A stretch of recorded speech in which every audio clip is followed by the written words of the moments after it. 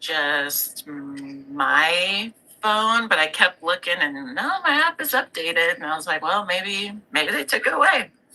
So I'm going to ask them. I'm going to ask them because I am curious. I don't know that I'm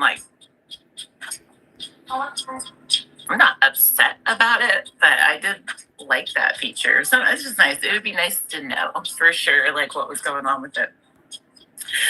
The live tiles usually work for larger shows, really. Mother truckers, if that's the case. I'd be curious. So, we all been snooping since snooping. This last Simple Smart Shopping, how you doing? Happy Tuesday. This last week and a half, I was kind of going on and off incognito mode, which usually I don't use incognito mode because it's, in my view, it's a marketing opportunity miss, right? Because every time your name pops up in a chat, it's you're advertising yourself, right? So why would you want it hidden is kind of my take. And then I forget why I forget why I took it off. Love hiding, there's definitely pros to it. There's definitely perks. Everyone's hiding there. Yeah, how many people joined? Nobody. Moon Girl and Nicole joined. Disabled Vet joined. Everybody else is incognito. Yeah, bunch of ninjas. Yeah, I find that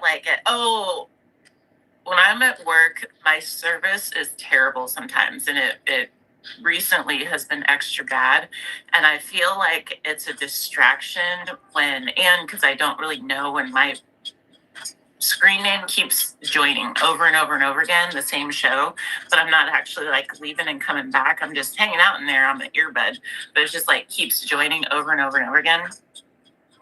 And I know it does that because I was in Sassy's room one time. Lilac, how you doing? Lilac, check the show notes. I know it does that because I was in Sassy's room one time and she was doing her chat show. She was like, Custom, are you staying or are you leaving? You're disrupting the class with your joining. And I was like, oh, my bad. Anyway, so I took it off and I was like, that's actually kind of nice because you can get more done because you don't get stuck in conversations and stuff.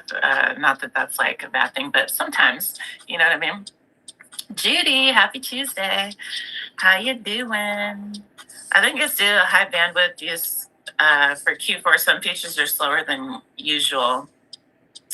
Interesting theory. It could be. It definitely could be. I was hearing a lot about saturations over this last little weekend. I think there is a big push because this Q4 has been generally slow. Generally slow. I appreciate you. So that's a good segue. You guys, Lilac, it feels like she's an OG. She's hitting her 1 year mark tomorrow. Lilac Bloom is officially 1 year on Whatnot. So happy Whatnot-versary to Lilac. She's a shout out today. For that, it's crazy because I was sitting there reflecting. I was going through bookmarking your shows. And I was I was in there thinking about can we just acknowledge how much stuff Lilac has done in this 1 year that she's been on the platform? I was thinking all the raid trains, all the sales, all the events that she's just joined and participated in. She works full time. On top of all the time we see her, she's been running chat shows. She's been doing her regular drop shows and all this kind of stuff. I was like, dang, Lilac hit the ground running, and she's not slowing down for nothing. Kudos to you, Lilac. Reggie, if anyone's not familiar, get with her. She's in it for the long run, I think, and she's in it to win it. And she's just over there being sweet as shit and setting the good example, fighting the good fight, doing all the things. And You're such a cool addition to the handmade family over here on Whatnot that you're the shout out. So there we go. So if anyone's not bookmarked already, there's a little show scheduled for tomorrow at Lilac. So hop over there if you're able to and say happy Whatnot anniversary to our Lilac. So trying to tune in from work, Judy. Awesome. Thank you. Thank you. Thank you.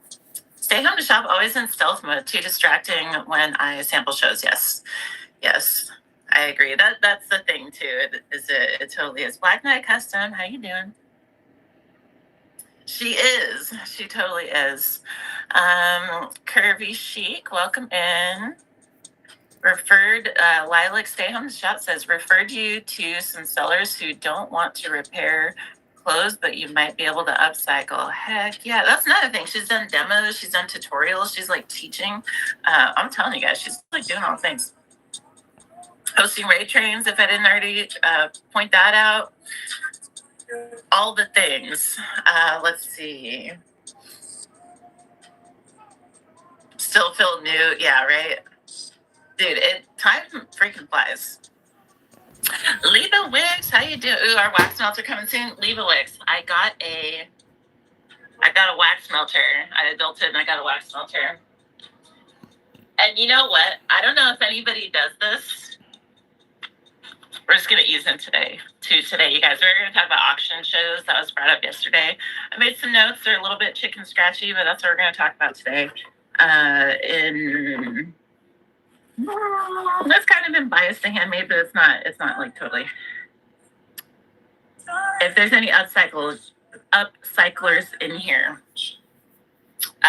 take this idea if it works for you. So one of the things I'm going to try to do with my drop shows, which start in January 2nd, be the first Friday of the month each month. I'm going to do my wood stuff, but then I'm going to have like one-off craft that's a non-wood thing, because sometimes you just got to get your craft on, right? And I found these wax melters, and they're not, this is like 4 inches, a shy 4-inch, so they're not like huge or anything, and it's got like the adjustment deal here. So like just a super basic design, just lights up if it's on. Nothing crazy, right? I'm thinking, consider all the vintage folks on here. Like, Whatnot loves vintage. Vintage people love vintage. Like, buyers love vintage. Everybody loves vintage. But sometimes it's like, well, what do you do with the thing besides just look at it and appreciate it? So I'm thinking some of these cool, I don't know if this will work, I'll have to test it, but some of these cool dishes, like glass, or ceramic or whatever, these vintage dishes that like maybe used to be in a set and there's only one left, but like the bowls and the smaller like rounded plates and stuff like that, teacups even, I suppose. But picture this with a fixed or not fixed, I suppose, like vintage dish of some sort sitting like this on top of it. I have 0 things that I could use as an example. But can you picture it, right? Like a dish, like a cool thing that would conduct heat so it could melt your wax, but it would be like a one of a kind, like no one else would have it, but it'd be a cool little upcycle, right? Because it'd be like bougie, depending on the piece. So if anyone finds some things, use that, because I think it'd be cool. And these like little one-off crafts, I'm only gonna do them like one time. Run it. So these are Amazon. There's all different kinds of ones. I saw Amazon was like better prices than the what you call it, but I got a 2-pack. I'm gonna upcycle one. I gotta find a dish, but I'm going out this weekend. Try to find something cool, and then the other one I'm gonna keep for home because Liebelix sent wax melt, so I'm gonna test it and all the things. Okay, I gotta catch up. Just a scotch. Welcome in, everybody. Definitely organized kid. Oh yeah, heck yeah, she is. Let's see.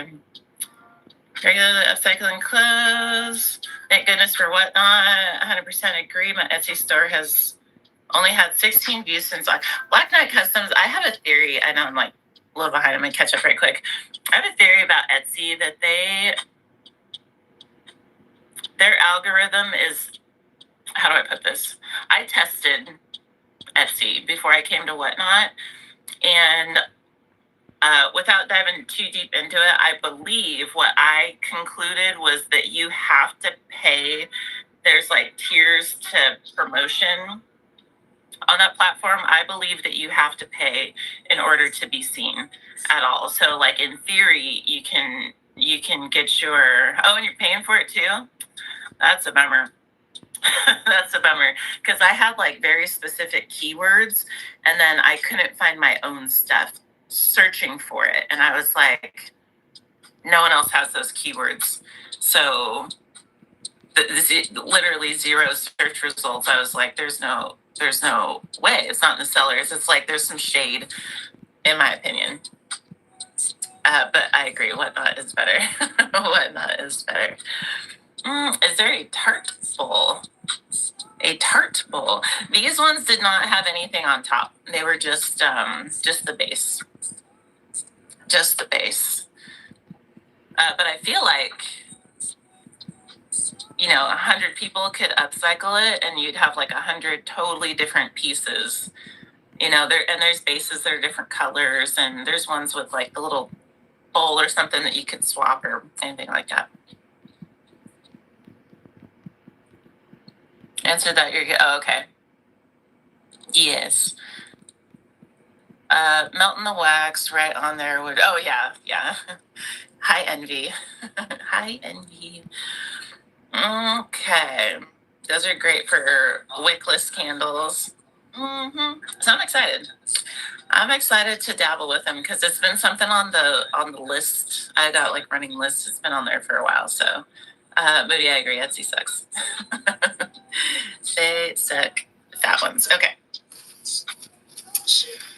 So logged out and searched my tiles and they didn't show. Yeah, they're shade. I'm telling you, it's like test the alternatively, here's a fun fact that I think I brought it before, but out of this context, I tried to put some keywords in some of my listings on Whatnot here. And then I went to ChatGPT and asked, because our stuff is supposed to show up in like Google results, Google searches and stuff like that. And I went to, which is like tied to ChatGPT, like scours the internet and whatever. I went to ChatGPT and I said, hey, I need some ideas. Can we brainstorm the best wood products to sell on a live shopping platform? Blah, blah, blah. I tried to be kind of specific without being like too specific, but I said for like, heat gun art, blah, blah, blah. Like, what's some products? ChatGPT legitimately spit back at me responses that were directly tied to my listings on this platform. I was like, ain't that some shit? So for instance, it was like I have the rolling pin, right? It's like, oh, you could do, other users are doing stuff like this, this, and this. And I'm like, yeah, but I understand that, but like I put those there. So I'm talking about, give me some other ideas, you know what I mean? But it just was like, give me back. So I forget how it's going to directly tie that, but either way, Etsy is shady and Whatnot is open, I think is kind of how it's going to, anyway, good for YouTube short videos, social media posts, 100%. Do a challenge search video. You know what? Stay home to shop. That's a really good idea. You're just full of ideas all the time. Good ass ideas. ChatGPT develops a memory of your brain. Is that, yeah. Aldi has wood stuff every Aldi. I don't think I know that store. They're like a retail, like a home decor type of place. I wonder if we have that in Washington.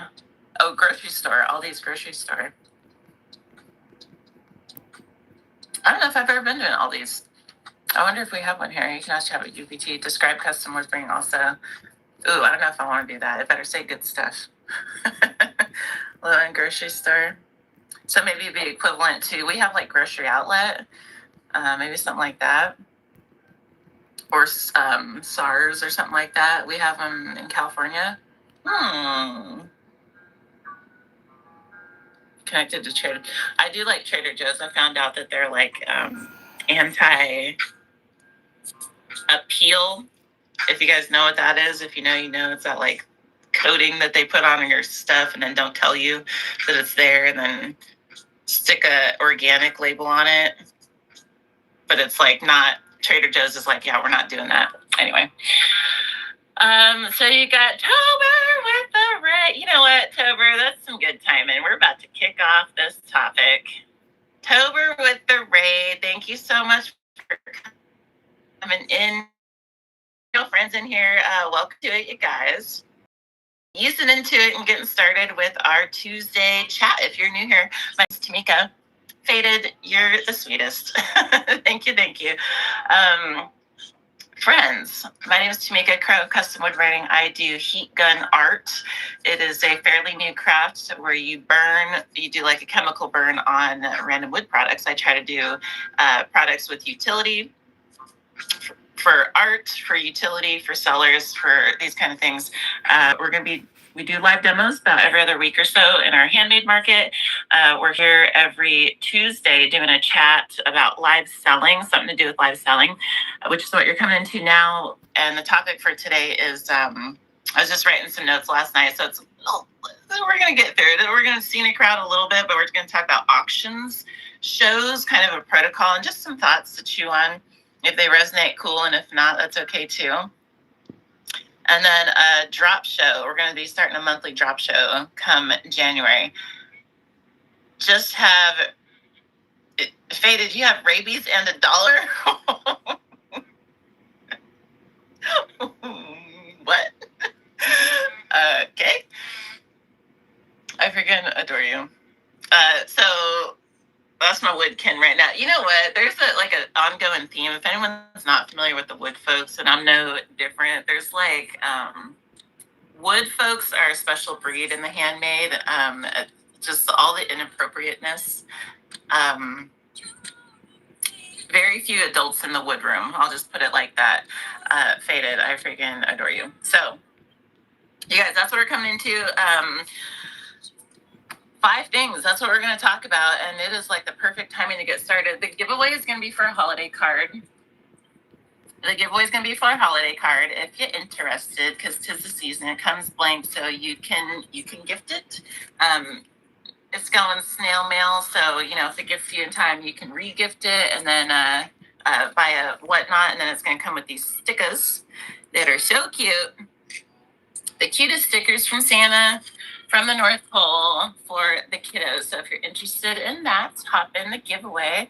Having trouble with customers not wanting to bid against each other in an auction. I'm almost to the point. I'm just having buy it now. So you know what, Kristen, you're not alone in that thought at all. And I'm glad you're here because auction shows are not created equal. And so we're going to talk about it. I know for the handmade community especially, it's tricky because we don't have the inventory to build up a room. Oh my gosh, Faye West Designs, welcome in. Thank you for bringing your friends in here. All the love with the raids. Thank you guys so much. There's a raid givey going.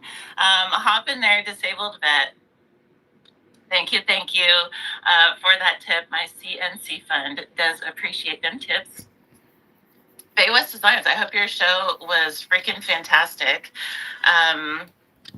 We are just about to get started. Welcome in. I got to turn this heat down a little bit, you guys. We're talking about auction shows today. I'm going to try to keep it open to resell and handmade. Those just coming in the giveies for a holiday card and some stickers, like some I shouldn't call them stick. They're like gift labels, right? The two from Santa, that kind of a sticker. You know what? Let me mod one or two right quick. No pressure. No pressure. Also, I'm going to try to keep the topic open to any seller. My lens is biased to handmade, though. I always feel like I should just disclose that, but try to keep it like all inclusive. Yes, they do stick. They do stick. So 5 things auction shows, because they're not created equal. I was gonna say handmade. Our biggest crux is inventory, keeping up with it. We can't do shows with volume. We're not volume sellers. I'll just put it like that. So we can't do like, oh, you just go source more inventory and then you just have 100 products every week or whatever, because you got to hand make all these products, right? So it's different. So it's difficult if you don't have the volume in products. It's hard to have the volume in your room, right? Because it's like a turnover. It's just, there's a correlation there. Miss Viv, thank you so much for being here. Adore you. That card's coming to you. Congratulations. So a lot of handmade folks come to that same conclusion that Kristen did, which is, you know what, I may as well just put it in the bin because I get like 5 people and there ain't nobody bidding on the things. And so what's a starting bid? I may as well just name the price, right? I've come to that conclusion a lot too. And then I challenged myself. I'm going to lead with our quote too. I challenged myself to consider, and I would challenge anyone to consider this too. I don't think there's anything wrong with bin shows. I think there's room for all the things, but I do think everybody should dabble with all the things. Whatnot is primarily a live auction platform. And so I do feel, just my personal take, that it is a missed opportunity for our own business to not leave some room on the pie chart for auction shows. Even if it's just 10% of our shows, different models would work for different people, just, depending on your inventory, your energy, your frequency with, are you part-time, are you hobby, are you full-time, different factors, right? So everyone should do what works for them. But I do think Whatnot is going to continue to promote auction shows. And so if we can practice them, I think it's, myself included, right? I think it would be beneficial long run for our businesses. Supplement my wood with store-bought stuff because of inventory, which is Faded. I'm going to mod you as well. No pressure. No pressure, but red chat me if I missed something like that, just that kind of thing. You know what I mean? So you guys, let me tell you the quote. Don't underprice your auctions. Yeah, starting bid. Okay. Let's dive in. Starting with the quote, you guys. I really like this quote. And I think I try to keep it somewhat relevant. So in the show notes, it just is the beginning of the quote, which says, your competition isn't other people. Your competition isn't other people. And this will relate. I'm going to dig a little bit, but it will relate. The rest of the quote is, your competition isn't other people, right? Because when we're doing auction shows, especially handmade, we're always looking at resellers, and it's apples and oranges. It's not the same. A lot of similarities, but it's not quite the same because the volume, because the inventory is different. We can supplement 100%, but you guys are funny. And that just made me lose my train of thought. I'm just going to read the quote. Your competition isn't other people. Your competition is, ready? And I'll let you screenshot this if anybody wants. Your competition is your bad habits, your distractions, your insecurities, your procrastination, your lack of discipline, your fear, and your ego. That is the competition, okay? I think this is relevant because when we're struggling with our auctions, it's really easy to compare ourselves to others, and other people are not our competition. Other shows are not our competition. It has everything to do with what can I do from where I'm at with what I have to get a bidding room, et cetera, right? So there's that. I might circle back to that. Let me open it back, this chat. I might circle back to that, but here we go. Oh, Kristen, no worries. You're allowed to be in like listen mode. Allowed to be, me too. And this is like everybody, right? If anyone wants to screenshot that, let me know. And I'll hold it up. But I'll try to come back to it also. So the 5 things, okay.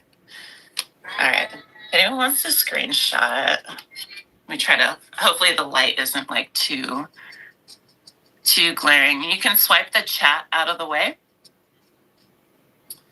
and screenshot that. I think it's a good one.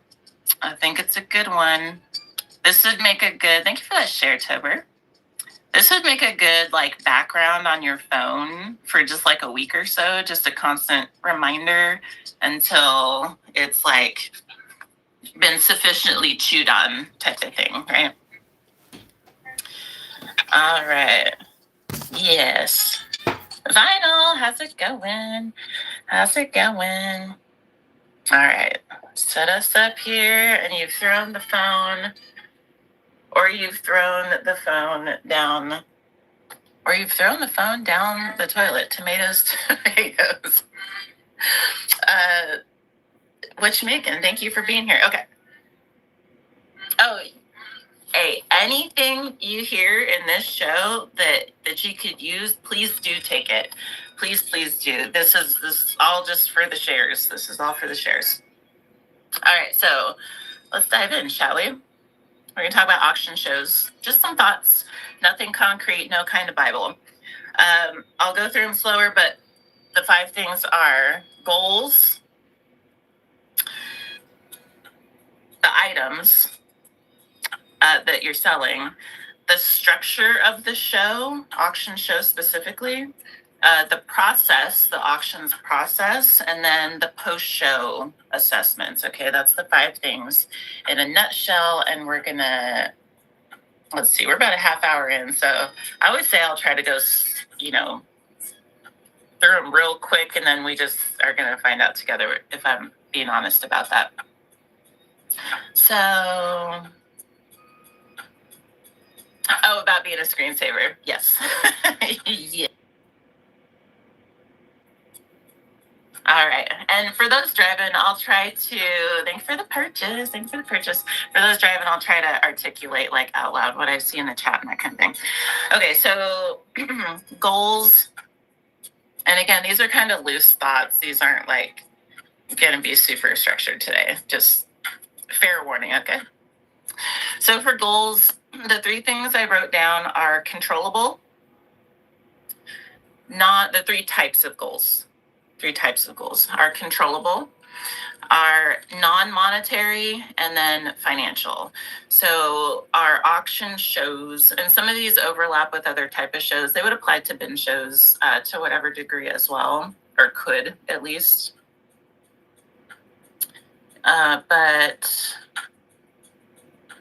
Oh, thank you. Yeah, that's actually what the stickers are for.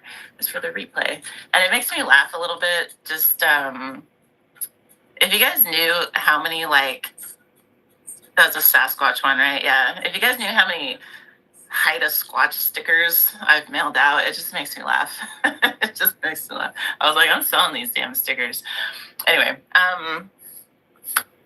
controllable, non-monetary, and financial. So our auction shows are our sales shows, right? This is our bread and butter for our business. So there's got to be goals attached to them, right? Because our goals are the goal post, right? That's the direction, that's the guide for what are we trying to accomplish in this show. Because if we don't have the goal post set, then we're just kind of going in circles, right? So depending on where we're at, and thank you for all the love today, you guys. Thank you. I appreciate you. My CNC fund does also appreciate you. So depending on where we're at and in our business, in our just where we're at, everybody's at different stages, right? Our goals are going to look different. I think in the beginning, controllable goals are the way to go. And controllable goals are things that do not rely on others' actions to accomplish, right? So a controllable goal might look like I'm going to be live for 1 hour. I'm going to be live for Country Bougie. I'll use him as an example, doing 30 minutes a day for 30 days in a row, right? That's a controllable goal. You can set yourself up to win, right? And work on personally, right? Because it's not other people that are competition, it's our distractions, our all of our things. So our personal things that we can accomplish that will should translate into a better salesperson, better business owner, those things. So my goal could be to say hello to every single person that comes in the room because I'm trying to practice reading the chat. My goal, controllable goal, could be make it a point to raid on time. It could be to run through my rack twice. It could be anything that I personally can control. When we set goals that are like, I want to sell 50 items. Well, there's nothing wrong with having a goal like that, but we can't guarantee accomplishing it, right? So that's kind of the difference. So that's controllable goals, right? The non-monetary is X amount of followers. Say it's in a raid train or something like that. I want to try to get 5 people in the buyer's giveaway. I want to try to get accomplish something that doesn't directly have to do with. I'm going to try to get 50 people in my room, right? If we're on a mission to build up an auction room, maybe we say, well, I want to try to get X amount of people or something like that. Not necessarily monetary, but it is a goal that you got to strategize in order to accomplish, right? And so yeah, it's I've only seen it maybe twice. 2 sellers come to the top of my mind, but it's not many. So non-monetary goals and then financial goals. I want to make, I'm going to stay live until I hit $100 in sales. I'm going to stay live until I sell 20 items. I'm going to stay live until I hit whatever monetary mark, whatever, right? Defining our goals helps shape how we put together our auction show, right? And I won't dwell on that point much longer, but it's just kind of an intro to the other things. So they say 2 hours is a sweet spot. I have heard that. Welcome in, you guys. I hear a lot of things about like the algorithm and stuff. That's like one of those things that I hear. Whatnot will start to push you up in the algorithm once you hit that 2-hour mark. I could believe it, but I think it's like not really confirmable. However,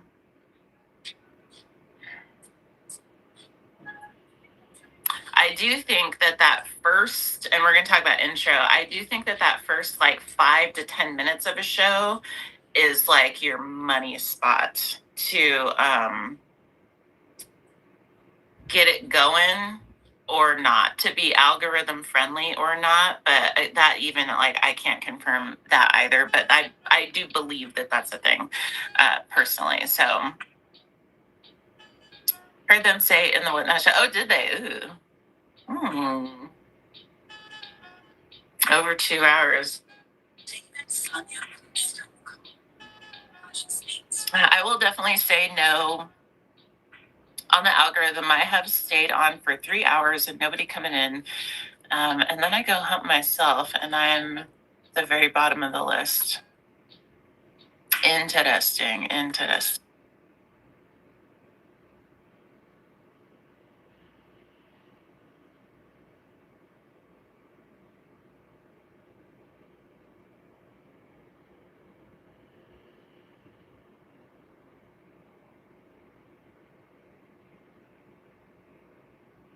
Can you hear me now? It was, I had a phone call coming in. Back now? Okay. Sorry about that. Breaking up as well. Yeah. You guys, yesterday my internet was terrible. Poor Tam. I was trying to co-host Tam and the internet was just being super rude. And it like I co-hosted her and then it just disappeared me and left her up there by her lonesome. So let me know if it starts glitching at all. Yeah, I never do, but I keep getting these spam like contractors calling me for crap. Usually I'm like really unpopular and I don't get anything, but I probably should start doing that. Co-hosting was glitchy. Yeah. If it starts glitching, let me know. Let me know. Okay, so goals is the first thing. What do we want to accomplish? That's going to shape the next thing, which is what are we bringing to the table? What are our items? I was going to say something. Oh, for algorithms, this last thing is get with, I know, right? Get with Shop 801 Lane, pick her brain about algo stuff, keywords and algorithm stuff, because she puts a lot of time into figuring out like what works and what doesn't. In general, I'll just share since we're on this topic. My understanding is like very basic as far as what the algorithm goes. Whatnot, and it goes like this. Whatnot is a company. They are a for-profit company. They've got like 2 million users, give or take, on the platform. Whatever their algorithm is and however they change it over time and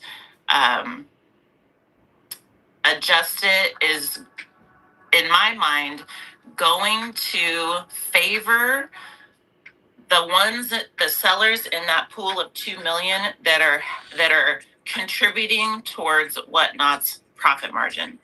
Period. And I say it changing. I emphasize changing because it's the algorithm is not like they just put it in there and then that's just how it's going to be forever. It's going to constantly evolve, just like everything else. I'm assuming this, right? So when we're structuring our shows, I think it's fair to assume that the more successful we are as sellers, the more activity, engagement, entertainment, profit, all these things that bring people into our shows and get people buying in our shows, those are most likely the same things that Whatnot's algorithm is going to prefer, because those are the same things that are going to bring people to the platform in general and get people shopping on the platform in general. What's really bad? She did a great presentation on words and it works. Yeah. There was something too about like hidden keywords in our thumbnails, photos, and certain things. There's certain things that Britt just stays over there thinking about. So in general, when we're looking at algorithm though, oh, it's cutting out a lot for you right now?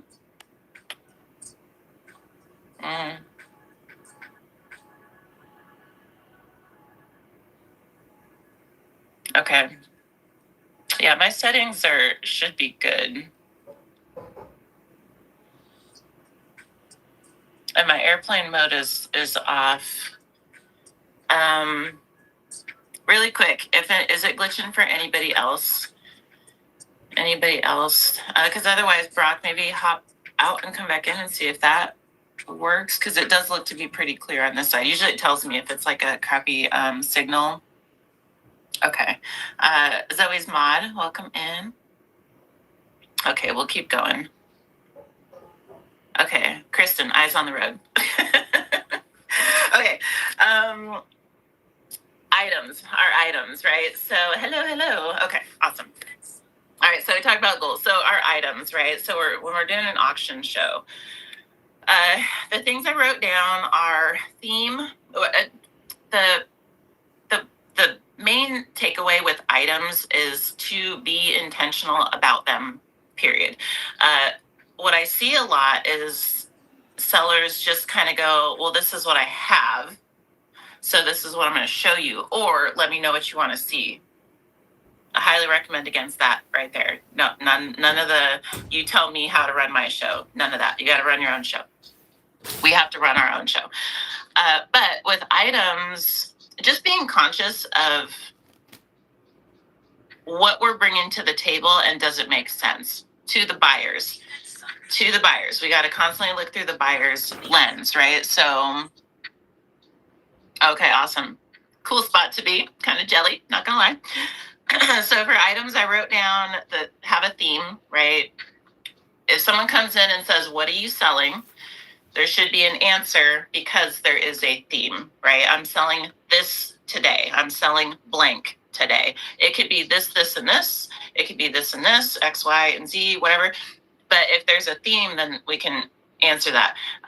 I'm a little biased on this because one of my pet peeves is when I ask someone what they sell or what they're selling and they say a little bit of everything, I leave. Like, if I'm being honest, I don't even, I know, and I'll acknowledge that that's a me thing. However,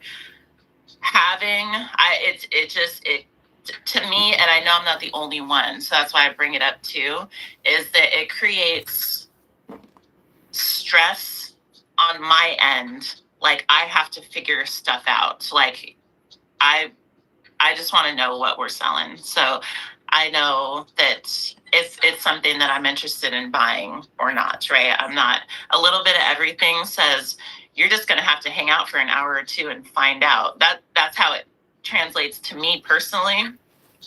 Could just be me. Anyway, I suggest, highly recommend a theme so that buyers, because if you can communicate what you're selling, then buyers can decide whether that's what they're interested in, right? Clear communication does matter with auction shows. Sometimes we get a lot of people in our shows come in, but they don't stay. There's a difference between like people coming in and people staying. And if we're trying to, building up a room for auctions is difficult, but part of it is retaining those people that come into the show, right? Especially the non-friends. We forget that the non-friends are like, I'm new here. I just got here. I need to know what the hell's going on. You know what I mean? Like, I don't have 20 minutes to sit here and figure it out. So being super clear about this is what I'm selling, if that makes sense. This is what I'm selling. It could be in show notes. It could be in a poll. It could be in, it could be like displayed. It's got to be clear.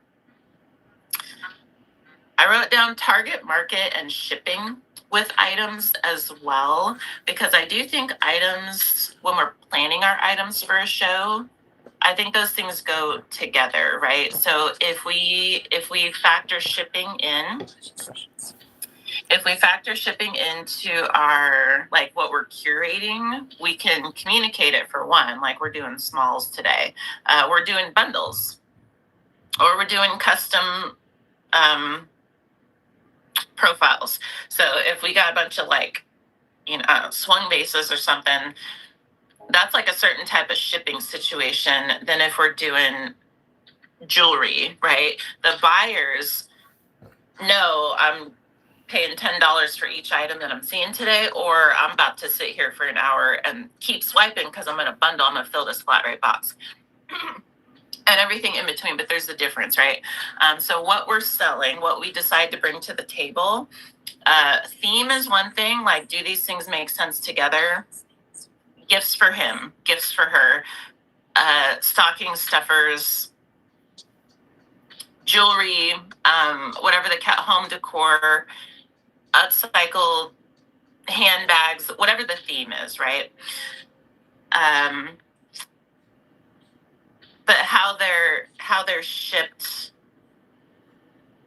matters for auctions. And then, like, even to the degree that, like, the order that we curate them in, right? Because if we're talking about auction shows, it's like, well, if we have, I'll use Well Crafted Goods as an example. Hello, how we doing? I'll use Wildcrafted Goods as an example. She does upcycled clothing, right? But then she has like a whole bunch of accessories that go with that same style. Um, and she curates and auctions them in a way that they're paired together and they're meant to bundle together. And then so she'll like run auction through the tops, for instance, and then she'll switch over to maybe the bracelets or the rings or the earrings or the accessories, right?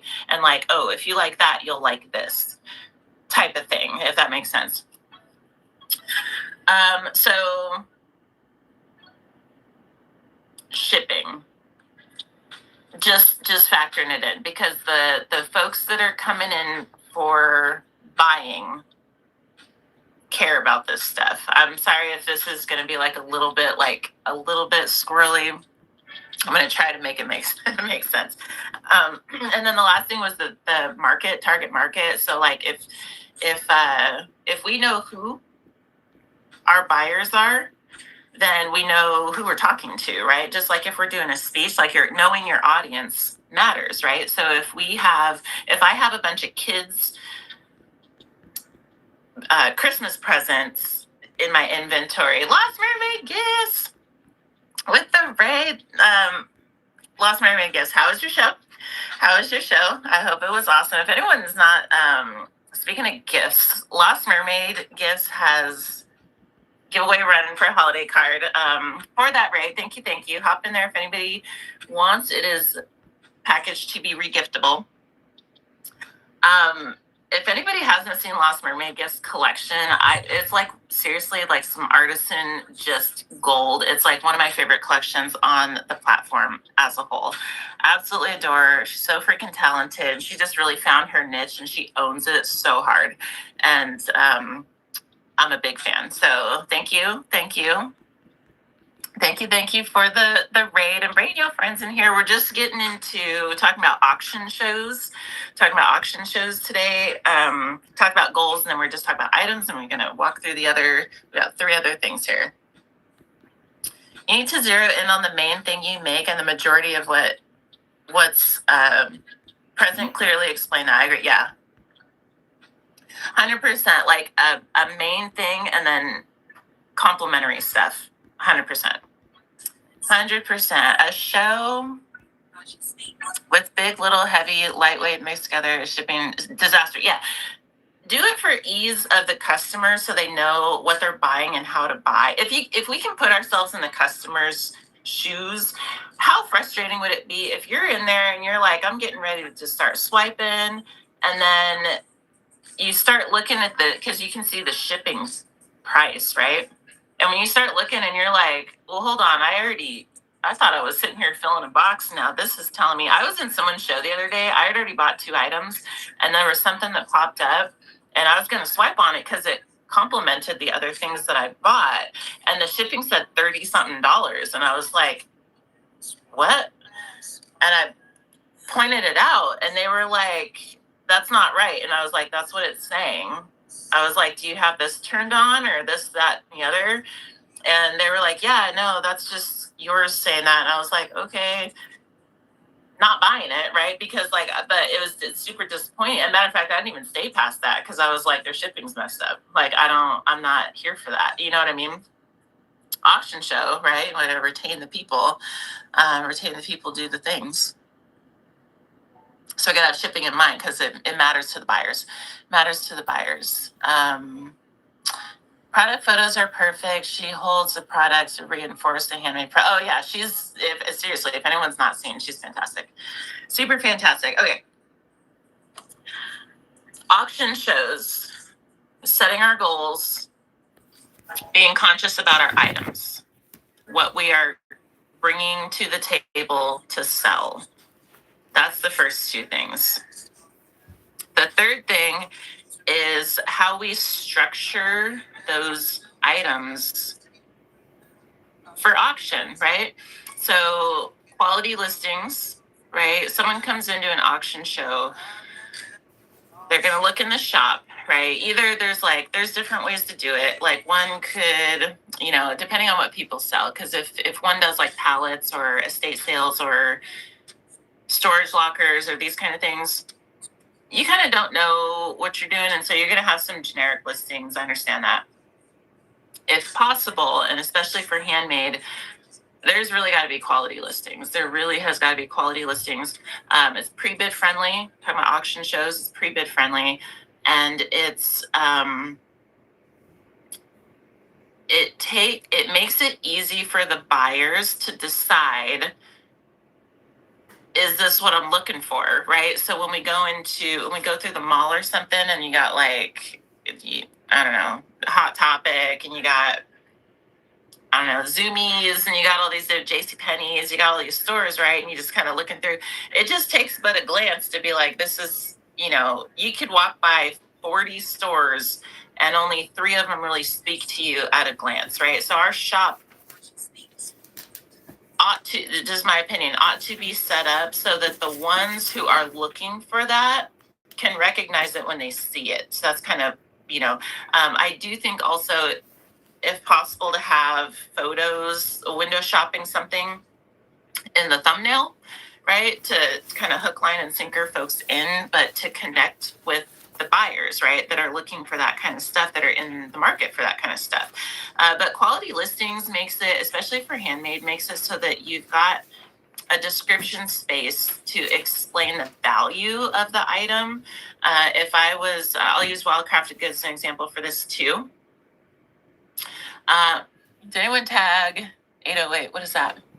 Gems with Jane Bond. Congratulations, Mary's Casual Treasures. Welcome in, welcome in. Holiday card coming your way. Thank you for being here. Yesteryear, welcome in. Thank you, thank you. So how we structure the items for sale. If we want to run successful auctions shows, buyers have got to be able to, it's got to be good products. That's what the items, but buyers have to be able to see what we have and to decide if they want it or not, basically. So having a curated, like, quality listings in our shop, even using like some kind of alphabetized system, numbering system, so that it's like organized in a way. So clothing is grouped together, accessories are grouped together, snacks and add-ons are grouped together, right? Handmade stuff is grouped together, upcycle stuff is grouped together, resell stuff is grouped together, however which way it makes sense.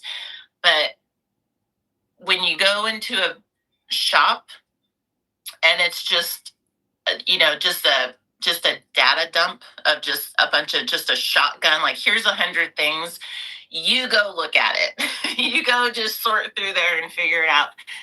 That is a lot to put on a customer, right? And if we're being honest, like, it's real inconvenient, right? It's real inconvenient, and today's society, love convenience, right? So we have to do that work as the seller in order to, like, maintain that interest, right? So how would you group art? That's a good question. Any artists in here that have thoughts on that, or systems that you find that work for that? By content of the art, type of art, I can see that. Off the top of my mind, I would think possibly by, like, is it home decor, or it like just paintings, or is it like, so if you had canvas, that might be one thing. If you had like magnets, those might be grouped together, maybe grouped by size, so like large wall art pieces versus like little shelf sitters, for instance, right, Moody? However, like, basically, I guess what we would do for this is just looking at our collection, looking at our inventory, and just going, if I had to group this into 3 different groups, 3 to 5 groups, how would I, if I had to put this stuff in 3 to 5 piles, what would be in those piles? If I had to just pick a difference and then just sort it like that, and then I guess that's how we would kind of group it. But it could be like by category. It could be like, Magnolia Mountains Art, for instance, has different collections of her art. So she's got like her mental health awareness type of collection. She's got like pets and animals in a certain collection. And then she's got this other stuff. So I would group that in that way. So I guess it would depend on like what was in it. What would make the most sense for the collection? Yeah, Moody, I think size and function mostly for your collection specifically, size and function. I would think.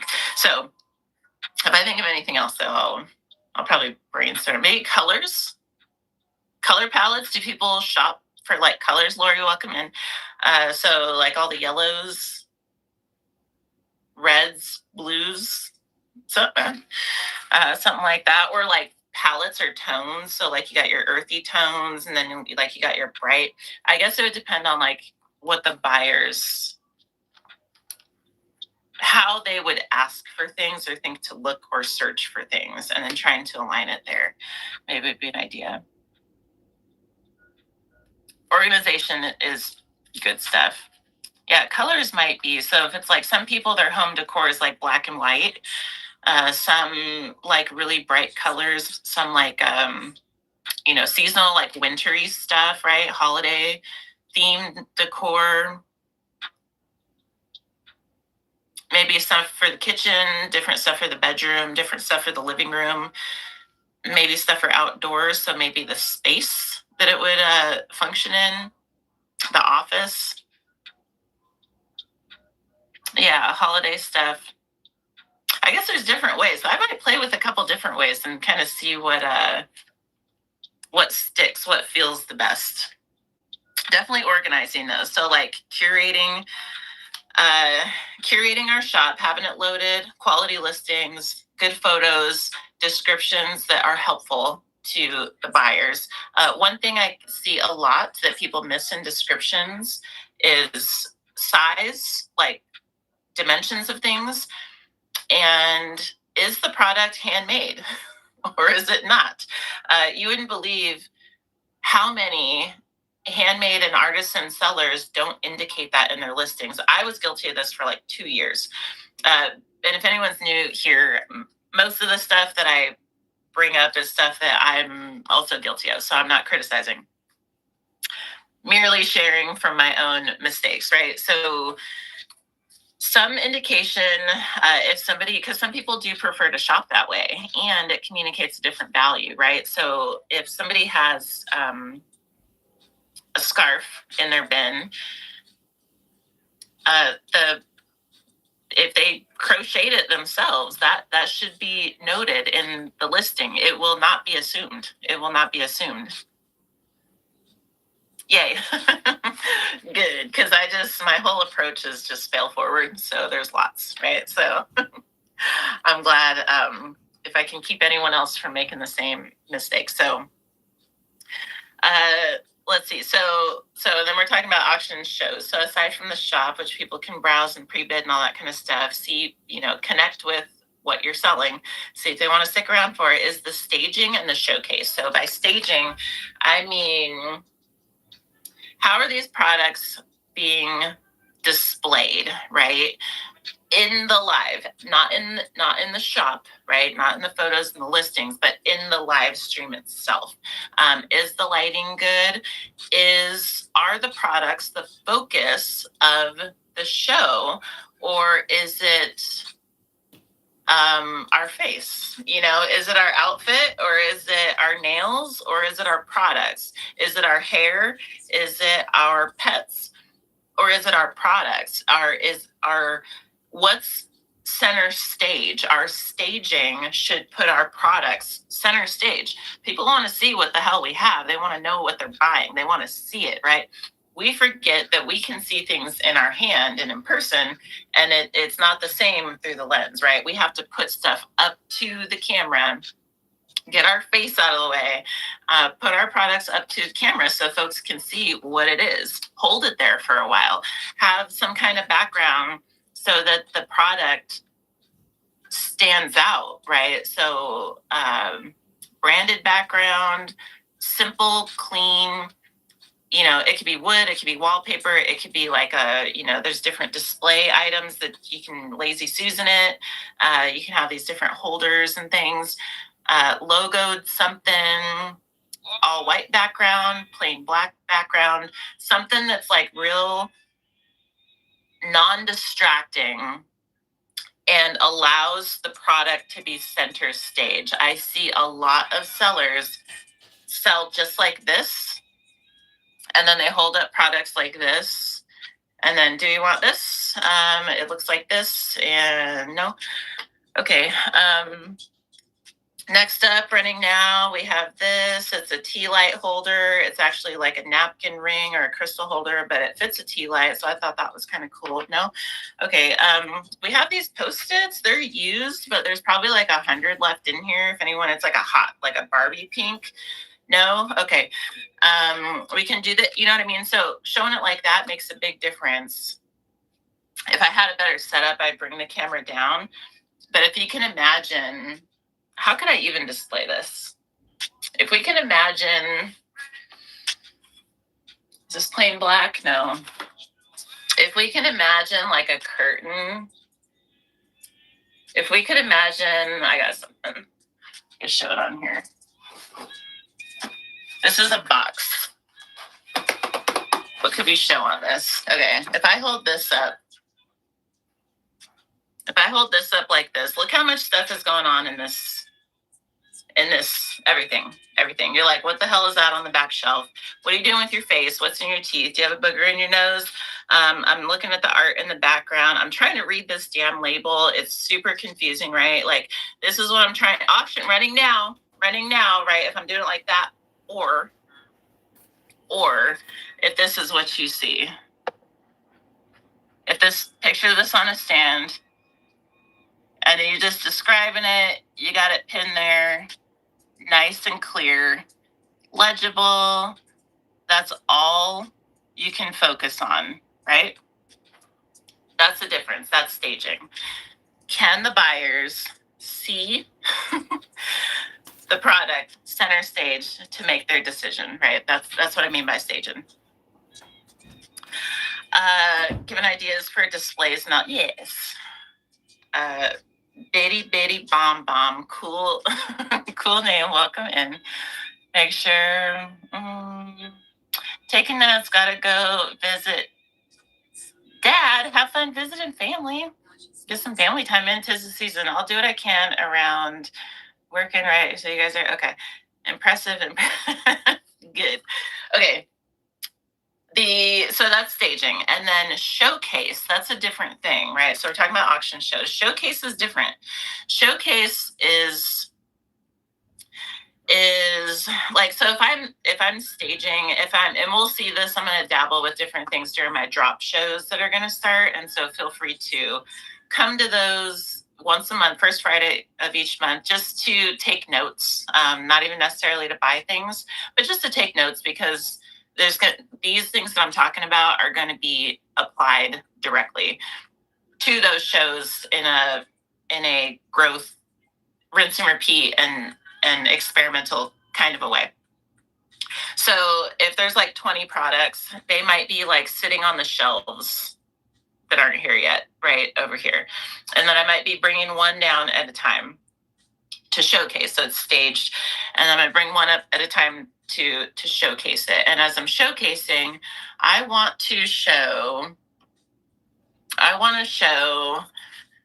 let's pretend this background is stage well, so this is front and center. If I'm showcasing, I want to allow sufficient amount of time for the buyer to understand what it is I'm selling. This is different, looks different depending on the products, right? If it's like well-known brands, if it's Loungefly, for instance, it's real easy to be like, I got a Winnie the Pooh Loungefly hard tag, brand new, still in the wrapper. Do you want it or do you not, right? That's different because people know what it is. If you're handmade and you are your brand and your brand is unknown, you have to showcase differently, right? You have to, this is I don't even know what this is. Nature's Truth Rejuvenating Lavender Essential Oil Topical Mist. Smells good, right? This is spray. And here's the things about it, blah, blah, blah, blah, blah. I want you to see 360. We can pretend this is glass, right? No chips, no cracks. No chips, no cracks. It is signed on the bottom. No wear, tear. You can see the top. We're showcasing, right? We want you to see the entire 360. I might say, the lighting is a little bit off. This is more of a fuchsia than a lavender, periwinkle, whatever. And then I'm going to be telling you about it, right? I'm going to lead into it, tell you something about it. This is from 1968 when blah, blah, blah, and this company stopped making them. And we're going to start the auction for 2 minutes, running now. And I'm going to tell you some story about it, whatever, like that. Showcase. This is the showcasing is the selling of the product, right? The showcasing is this is handmade. This is handmade, right? This is, resin coated. You can see there's like a nice little shine here, super freaking smooth. Blah, blah, blah, I don't know. You would talk about that and you would say, this is interchangeable if you want a different blah, blah, blah right there. Give you plenty of time to look at it. And this is one of a kind because no other wood burning can do this gold burn, whatever like that. Like explain the value, explain what's special about it. Maybe explain who it would be for. Like this is a coaster. I would use it as a candle holder. I would use it as, you could put a hole and it would be like an incense holder, something like that. But like your showcasing is the sales pitch. The showcasing is the sales pitch. I guess that's the key thing. So I'm parched. Are we tracking? Am I making sense? I feel like sometimes I get like super like rambly. Okay, cool. Thank you. Auction shows. This is just so we know. Any of the shows that I start out with, Tuesdays are like my accountability shows. So I say, regardless if I'm like all the way 100% prepared, we're going to go live anyway. We're going to talk about the things. I try to disclose. Sometimes it's super dialed in. Sometimes it's like, I just wrote some notes this morning or right before I went to bed last night or something. And those shows I try to disclose like it's going to be squirrely. This is one of those. And that's what I mean by it when I just start rambling. So feel free to be like, hey, keep it moving. So like when I admire a shimmer in a bead or a crystal while showing it off, it gives the buyers time to really see. Yes. Yeah, definitely. Explain what you love about it, why you brought it to the show, why people want to buy it, what is so unique, what is so special. That is the showcase, that is the sale. And it is something that I see missed a lot. We have you'll notice this probably now that I'm mentioning it. There's a difference when sellers just share what they have. Just, this is what this is. In kind of a, do you want it or do you not? Just what it is. But there's a difference in explaining what it is and like what it is about it, right? What it is about it. What about it? I see what it is. What about it is so cool that's going to make me want to swipe? Like that's the thing that I see what, but I want you to tell me why it's so cool. That is the selling. Like, and then a little bonus thing to just put a pin in or consider is that this is live selling, right? So it is different than the traditional, the eBays and the Craigslist and these whatever Amazon sites, right? Because there's a human connection with selling and buying during live selling. And so when we're selling the item, Ooh, I wonder if I have that quote. When we're selling the item, we're not actually selling the product. I don't want to make it confusing, but we're not actually selling the product. We're selling the energy that comes with it. We're selling the connection. We're selling how it makes us feel. We're selling an experience. We're selling something else. So as we're describing Pyro, hello. I hope you are somewhere that there's no snow. We are. I'm Washington, so we barely ever get snow. We're like right on the Puget Sound, or right next to the Puget Sound, and so we get like that ocean temperature that stays like fairly mild. We'll get like one good snow a year, and that's about it. And it's usually like January, so we kind of dodge that. But we got mountains, so we can go to it. But referencing the reviews is a great option for new buyers. People will tell you what makes your items special in there. Yeah, 100%. Which, you guys, this is a side quest. I saw somebody's newer sellers shop this morning, and they only had maybe 20 something sales so far and a 4-star review. And I was like, what? And so I went to the reviews. The very first review that somebody left was a negative review. The very first review on this person. And I was like, dude, that actually like makes me mad. It was a handmade seller too. And I was just like, dude, that they just, and their products actually look really good. But they were like, yeah, I ordered this custom and it wasn't, basically didn't turn out how I thought it would. And I was just like, dude, they just ruined that person's entire beginning to their business. Like I was so like, I thought about blocking them. I was like, you suck. You don't even really, because it's not Amazon, right? You don't just write a review and then it doesn't impact anything. Like you just blew up that person's rating.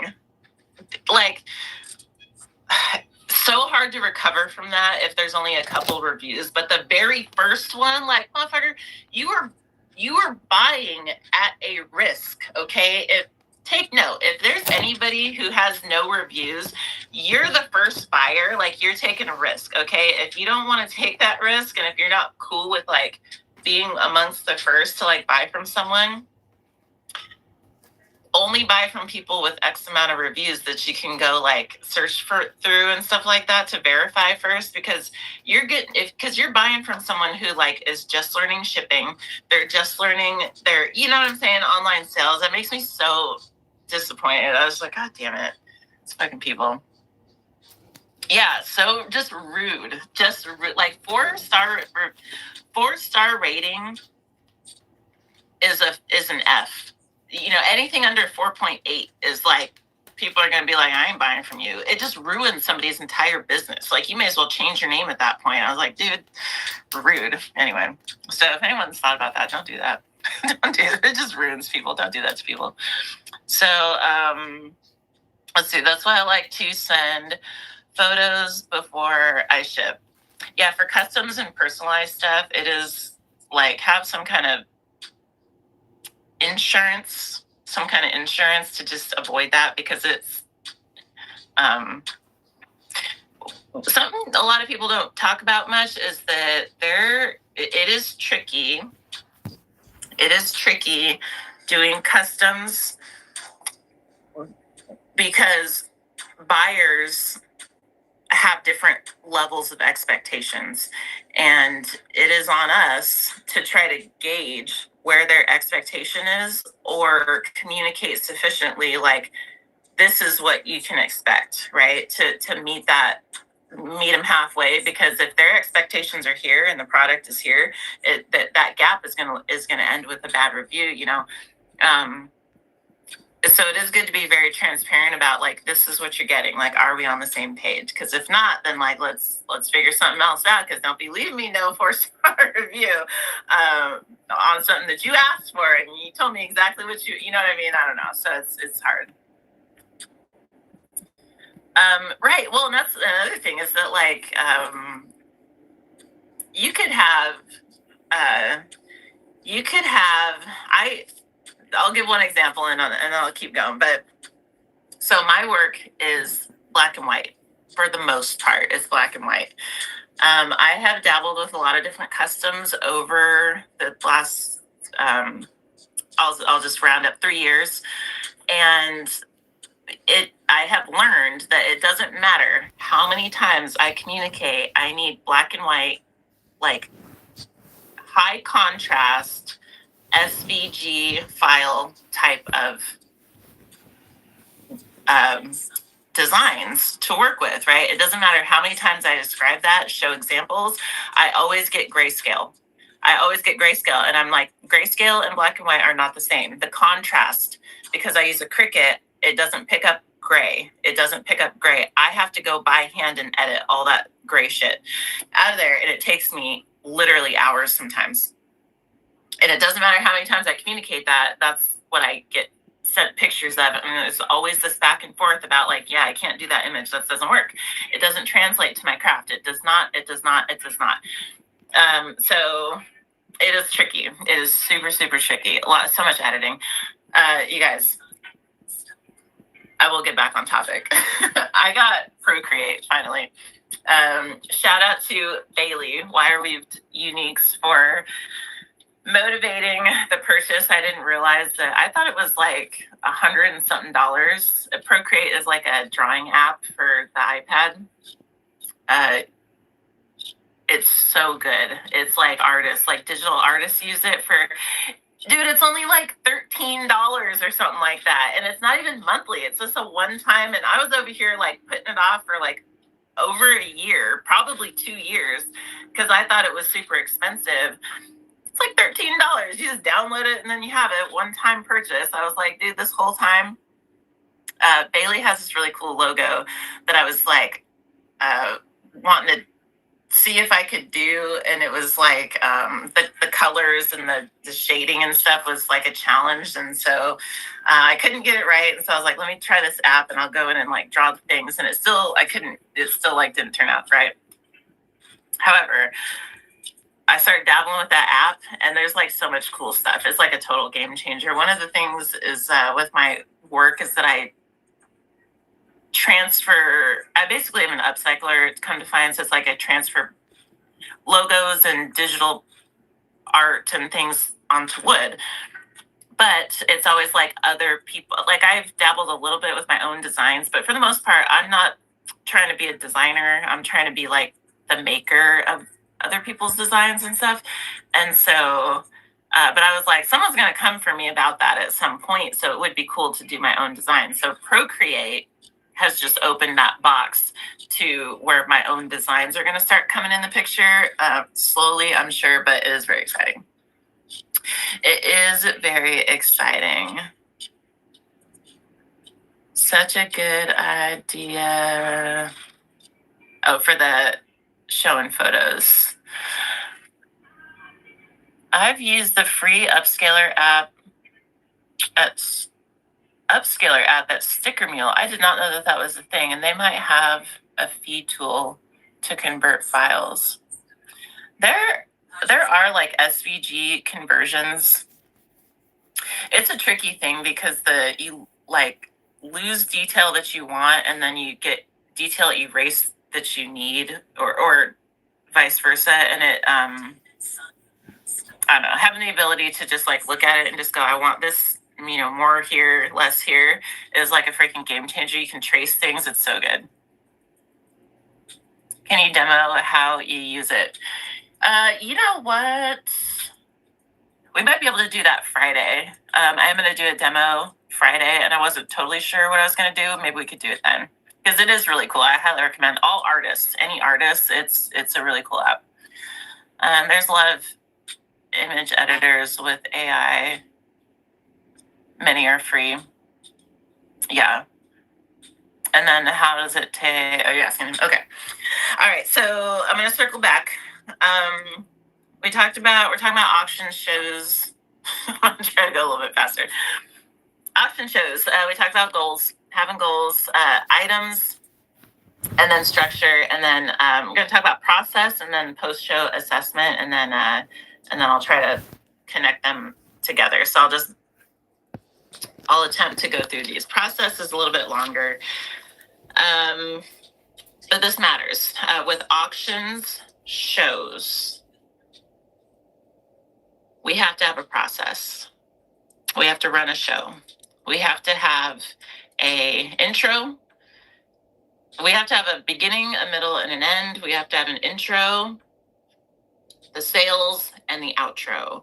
We have to have a process. We have to say, this is what I'm doing. This is how my show is going to be set up, so that there's a baseline from which we can dial in changes over time, right?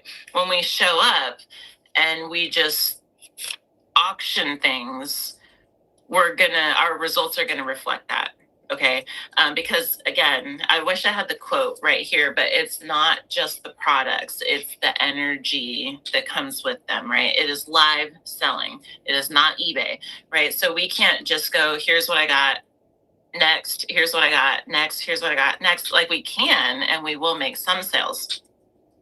But to get bidding, to build a room, retain a room, and to get the bidding and all that kind of stuff, there's got to be a process that is entertainment, incorporated with entertainment, and there's got to be a process that can intro and build the energy. See what I mean? It's the energy in the room, maintain that energy, and then fizzle it out at the end. When we have shows where we're just like showing an auction, show and run, touch it, run it, touch it, run it, touch it, run it, the energy is like flatlined. It's like this, right? We might have a little bit of squiggle, but for the most part, the energy is like fairly flat, right? We have to, just my opinion, create a process for our sales show, for our auction shows, that intros, that eases into it, kicks off the show, icebreaker, whatever. Intro builds up into something, right? So like, you don't want your loss leader in the beginning, right? You want to build up into that. You want to auction things in a sequence and in a way that the energy in the room grows, the excitement grows as you go along. If you're going to be live for 2 hours, we gotta set a process, a 2-hour timeline process of what is that 2 hours going to look like, right? Just like telling a story, writing a book, something. It's got to have like the intro, the body, the peak, and then come down on the other side. Does that make sense? And so what I wrote down for it is the intro, the sales, and then the outro, right? So for the intro, this is like, you go live, you welcome folks in, you explain, here's what we're doing today, and then have some kind of icebreaker, whether it's a giveaway, whether it's a doorbuster auction, whether it's a sneak peek at something, whatever can get people into the vibe of the show, right? Like, what we do not want to do is go live and then just like, oh, we're just gonna wait for a couple more people to get here. You know what I mean? We're just gonna once a few more folks come in, then we're gonna get started. No, we gotta, when we push live, we gotta start our show. We gotta have a process in place and just start our show, right? We got to run it, right? So we got to do our intro. We can dabble with different like doorbusters, icebreakers, whatever like that, right? For handmade, this might be a couple small auctions to start it off. This might be, it could look different for different people, right? But we don't want to just dive straight in face first. We do want some kind of little buffer right in the beginning to, hey, check out the shop, get your pre-bids in. If there's anything, this is kind of what we're going. This is, 'tis the season. We're in December. So there's some giftables in there. Take a look. I got a couple things for him in the shop. I got there's one or two things in there for the kiddos that would make great like stocking stuffers. There's this, that, and the other, right? Give folks a chance to get in, get comfortable, get the vibe, and like see what we're doing, have a little bit of conversation, ask questions, that kind of stuff before it gets into the sales. And for the sales, this is different for different people, but process is the key thing. What I wrote down is of areas of importance are the sequence, right? So is it folks, are we saying, hey, I'm just going to run an order? I'm just running an order, right? This is the order I want to run it in. That's what we're doing. Max bid if you can't stay or something like that. Or do you have a mod? Do you want a mod in the room that's just saying, hey, you got a pre-bid on 3, 11, and 14? And you go, okay, we're just gonna, if there's a pre-bid, I'm running it, right? What is the sequence?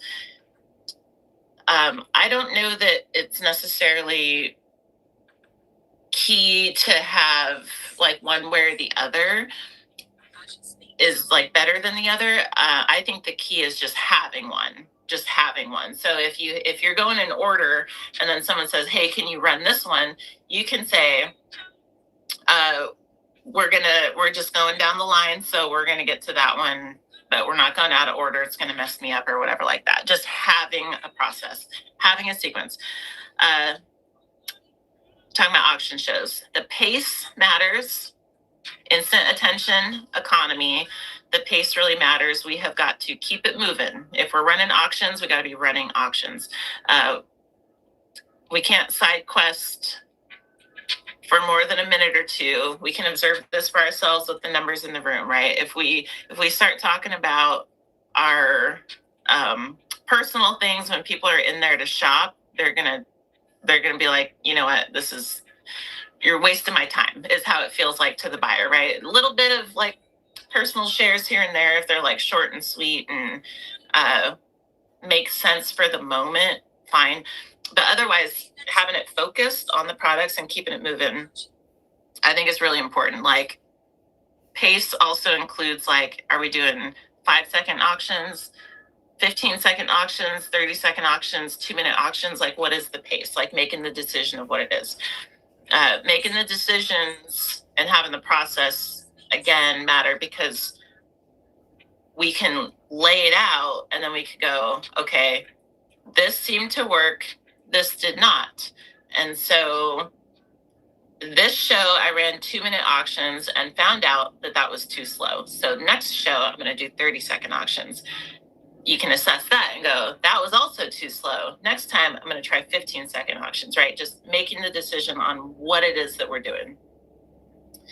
And then seeing what that does for our like holding the room, right? So the pace, the price points.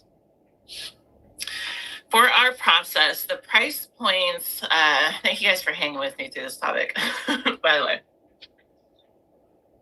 The price points, I think this is another area where we get mixed up with like traditional shopping or traditional like sales. And how do I want to put it? So if we're doing, there's a difference between bin shows and auction shows. Price points are tricky. To each their own, different things work for different folks. I think what I see a lot is folks deciding how much for themselves, sellers deciding how much something is worth. I'm just going to put it like this. Sellers decide how much something is worth. And I would challenge us to rethink that into the context of it's actually the buyers that determine what something is worth. The buyers determine that, not the seller. The value of an item, like we can have an idea of what something is worth. We can have a goal or an aim on what something is going to be paid. for us. Thank you for the purchase, Curly Q. But ultimately, it is the buyers that decide the value of the item. Our job is to build a sales process that incentivizes the value that we would like for our items. And it's a subtle difference, but it looks like this in practice. If I have 100 items in my shop, let me make it easier. For easy math, we got 10 items in the shop. These 10 items, I'm going through as the seller and saying item number 1 is worth $3. Item number 2 is worth $7. Item number 3 is worth $12. Item number 4 is probably $10. Item number 5 is worth, you see what I'm saying? Different. This other item number 7, that's a $50 item. Item number 10, going through onesie twosie, deciding what all these items are worth. Makes for a different experience. Number 1, that's like a bin. That's what we do in the bin, right? The bin is like, you decide the price, you set the price, and then buyers decide, do they want it or do they not? Welcome in What Liz Likes. And friends, I know there's a couple names there. Welcome and thanks for hopping in here, you guys. So in the bin, we can say like, the price is the price. That's what it is. If you'd like it, and you could do a flash sale here and there, like that's fine. You can run coupons, codes, and stuff like that. That's all well and fine.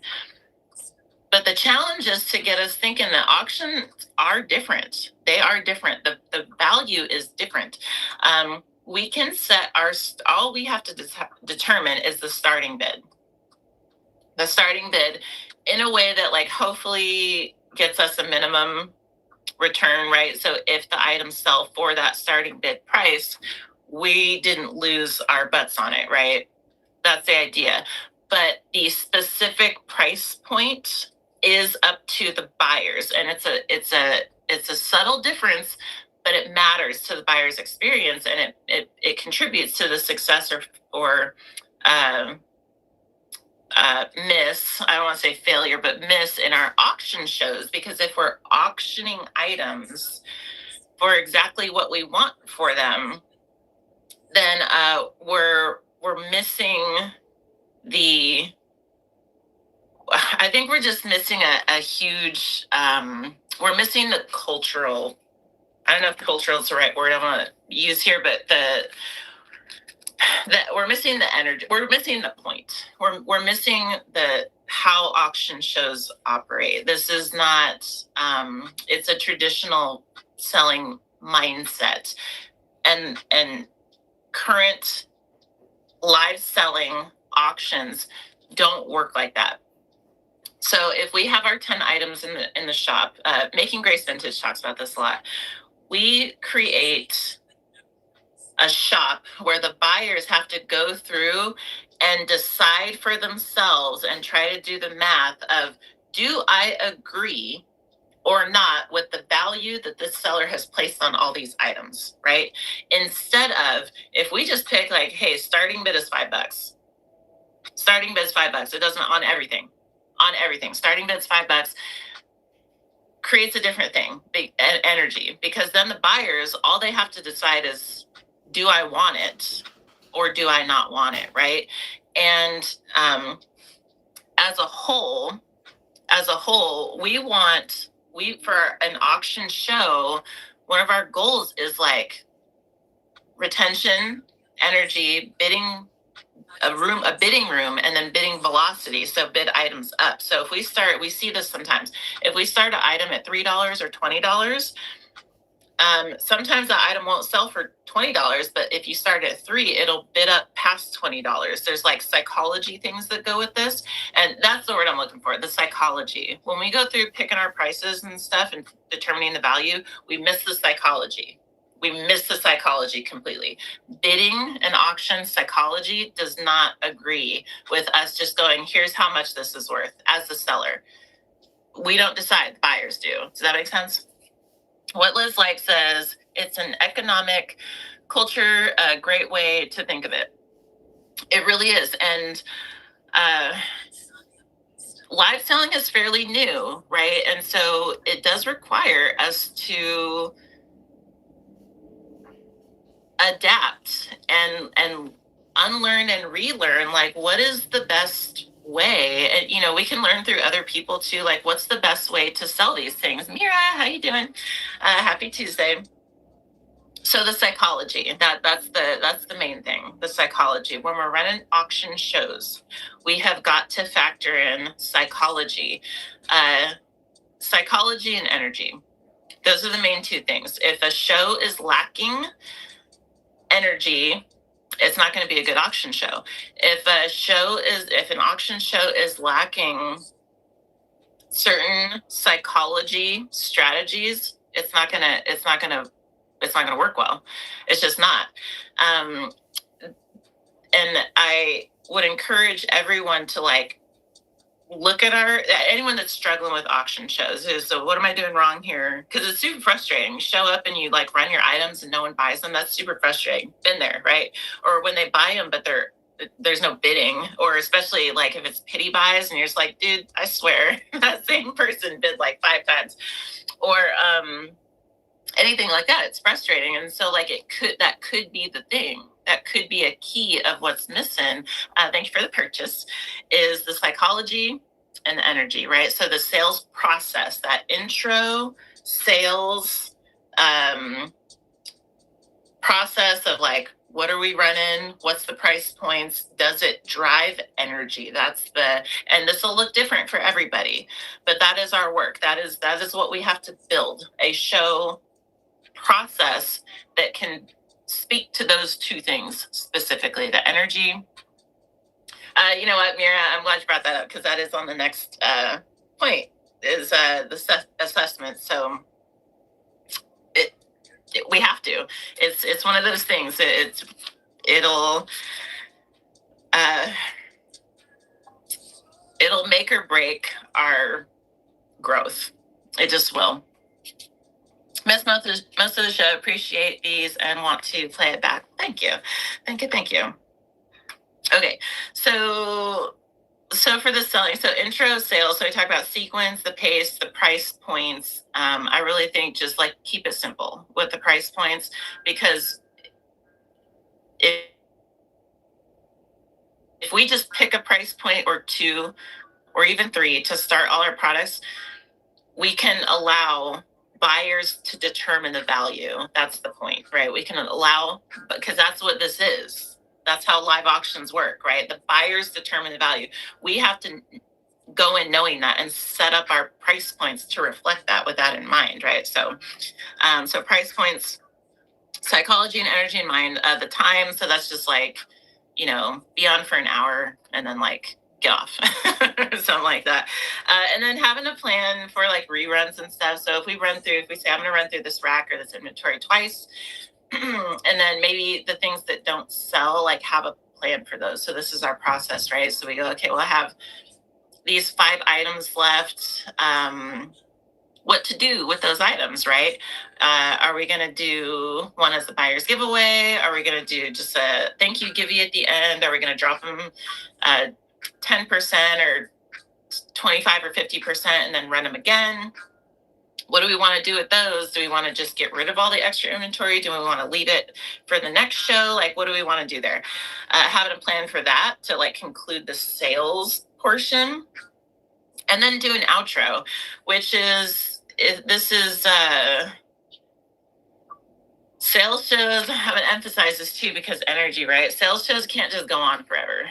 We can't just go live and just hang out and be confused why people aren't, wanting to stick around for that ride and that journey with us, because it's there's no end time, right? So we got to have some kind of guideposts as far as we're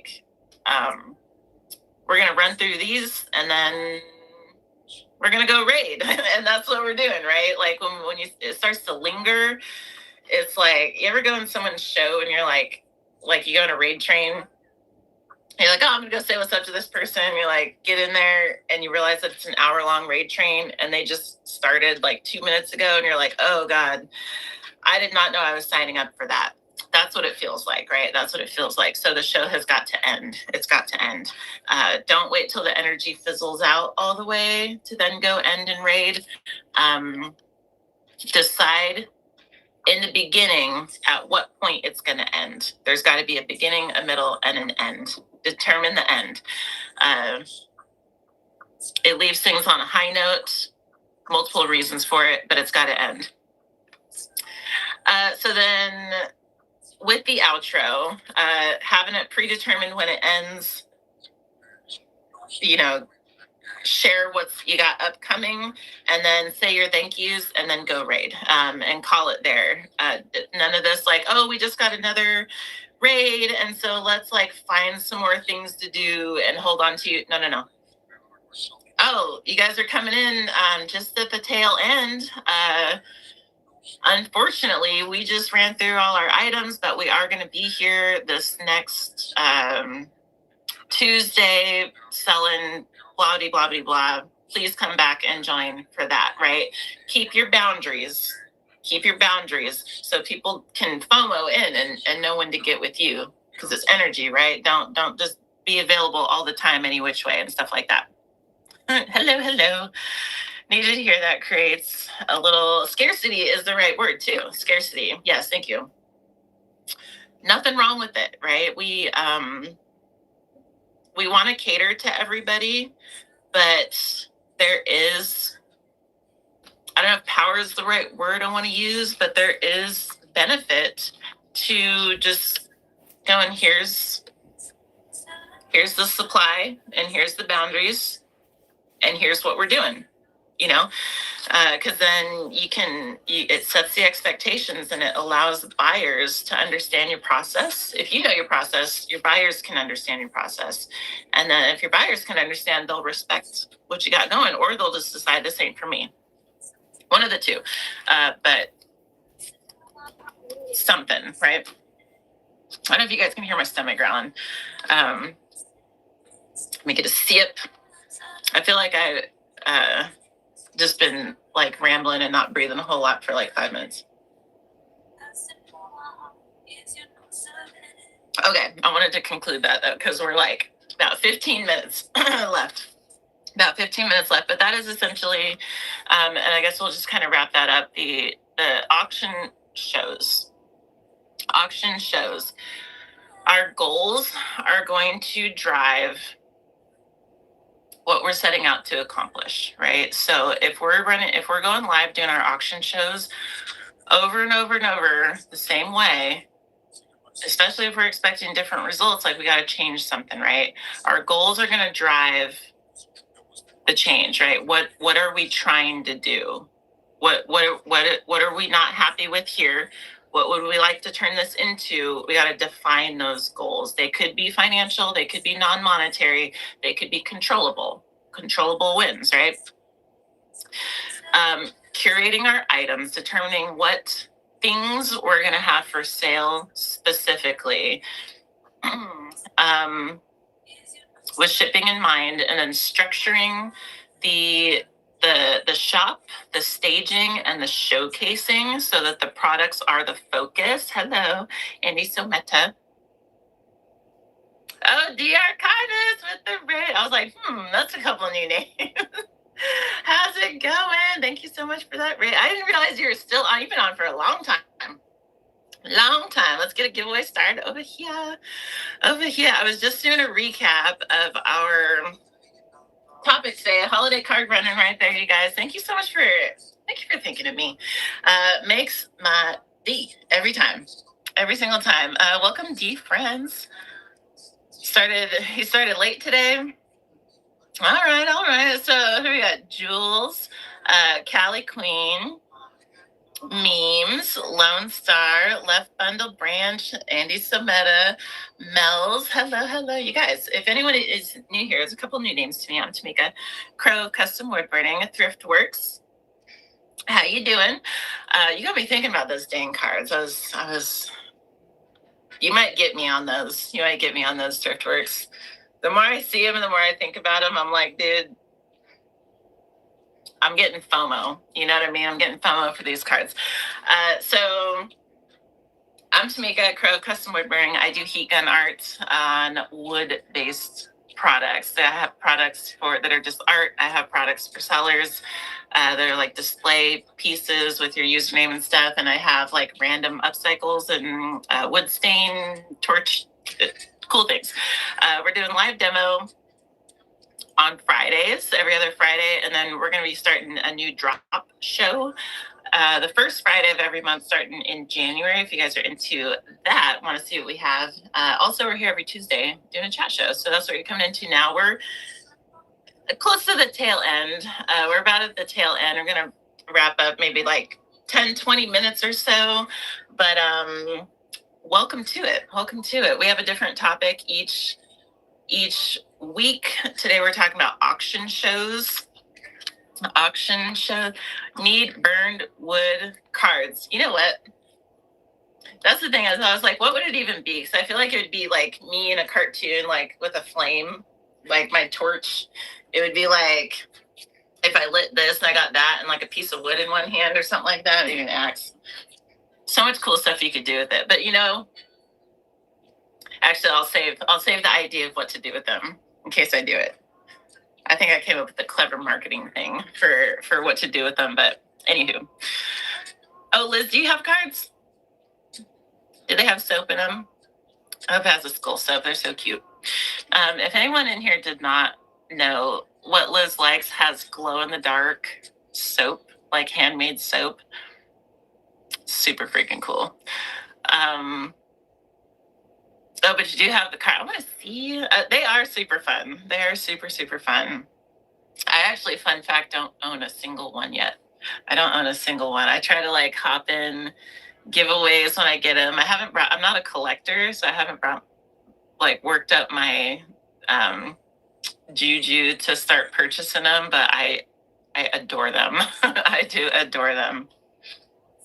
Yeah, some of them glow. Super cool. They're super fun, especially like if you have kids and stuff, like they're bougie soaps. They're nice soaps, but if you were okay with sharing with your kids, but otherwise like Halloween, and they're like decorative but useful. So which is my kind of stuff. So if anyone hasn't seen that, do check out her stuff. You could be wood burning in your art.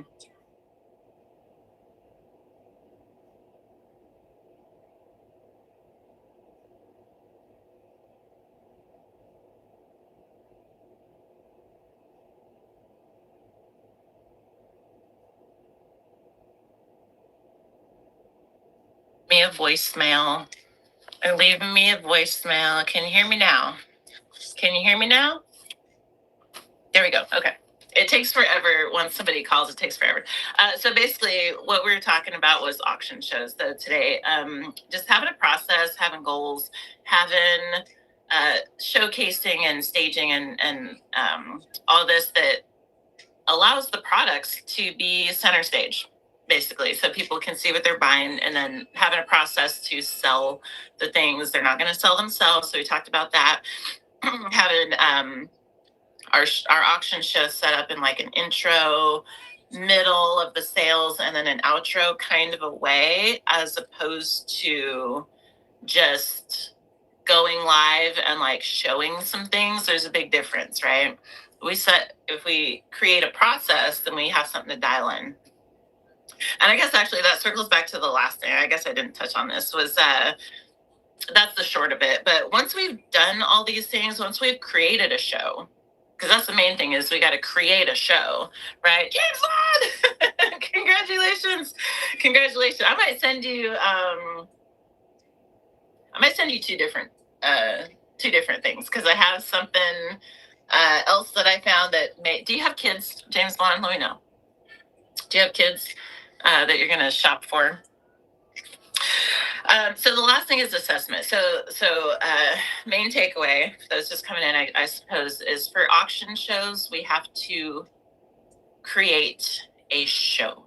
We cannot just go live. We have to build a show. It's got to have a structure. We have to put in that work. We have to do that, right? Okay, cool. I'm going to send you holiday cards, but it'd be a little bit different. once we've created the show, then we can dial it in, right? And so, as it was brought up earlier, like watching our past shows, right? If we've created a system, then we can tweak it. We can go back and watch it, and we can go, what did I like? What did I do well? What do I want to keep? And what did not work? And what do I want to change, right? If we built something, we can do that. If we're winging it, we can't do that. That's why, it goes in order. So watching our past shows, I know it's cringe. I hate doing it too, but we have to do it, right? We have to do it because when we're live, we don't catch everything. When we are live, we don't realize that side quest story that we just told was 15 minutes. We don't realize that when we got distracted with such and such, that would have been a good time to run a giveaway. We don't realize, Suburban Dish, how you doing? Oh, you know what? You're on my list today. You're on my list. That's a good time. We're just about to get to that. How you doing? Happy Tuesday. It's good things. So watching our past shows matters, right? Because our auctions shows, we set them up, we go live, we set our goals, we run our show. At the end, we assess on what worked, what didn't, what we should experiment with. And then, so the next time we go live, it's a little bit more dialed in. We do the same thing, rinse and repeat. So the next time we go live, it's a little bit more dialed in. What we do not want to do, I'm just going to bring it up again, is keep going live with the same model, expecting different results. We're going to get the same results if we're doing the same thing, right? So we have to change things that make sense at the time. And it doesn't, not everything, it's less important that things work the first time or whatever. What's more important is that we just, you guys know the quote, don't stop until you're proud. Just keep going and keep trying new things and keeping what sticks and keep tossing the rest. And eventually you will be able to look back and go, you know what? This looks better. This looks better. We can look at our sales, which is the next thing, the analytics, right? We can watch our past shows, check how our flow of our show went. If it can't hold our attention, we can expect that it's not going to hold anyone else's attention, right? We got to watch our past show, critique, a little bit of constructive criticism, even if we just find one or two things to change, even if it's just one or two things. But then we can check our analytics, right? We can check how many first-time buyers, how many sales, what was the, be honest, I don't really look at my analytics, so I don't know like all the things. It's going to start January. However, if you could see like your average price point, that could help you determine, well, next time I'm going to try this as a starting bid and see what that does. Next time I'm going to try this and I'm going to see what that does, right? Next time, this, that, and the other. So we can dial it in. How many shares? We can maybe see like how many people entered our room. Analytics, right? All the factors, what was the result? What should we change? And then plan improvements based off that, basically. So when we're doing our auction shows, plan them out. Be conscious and deliberate about the results that we're aiming for, and then just build a show around that, and then constantly rinse and repeat critiques and adjustments. And then I think that's how we build an auction show. That's like the short of the long of it. So I hope any of that was useful. I know it was like pretty squirrely today, but I hope there's like any kind of takeaway. I do want to read the quote one more time for some of the newer ones that just came in, but also now that we've discussed all these things, I think it'll make a little more sense. Oh, the phone just got like super bright. Okay, so I want to read the quote again. Analytics give 4 main things: how long you were on, how many buyers, how many shares, and then sales. Thank you for the hearts.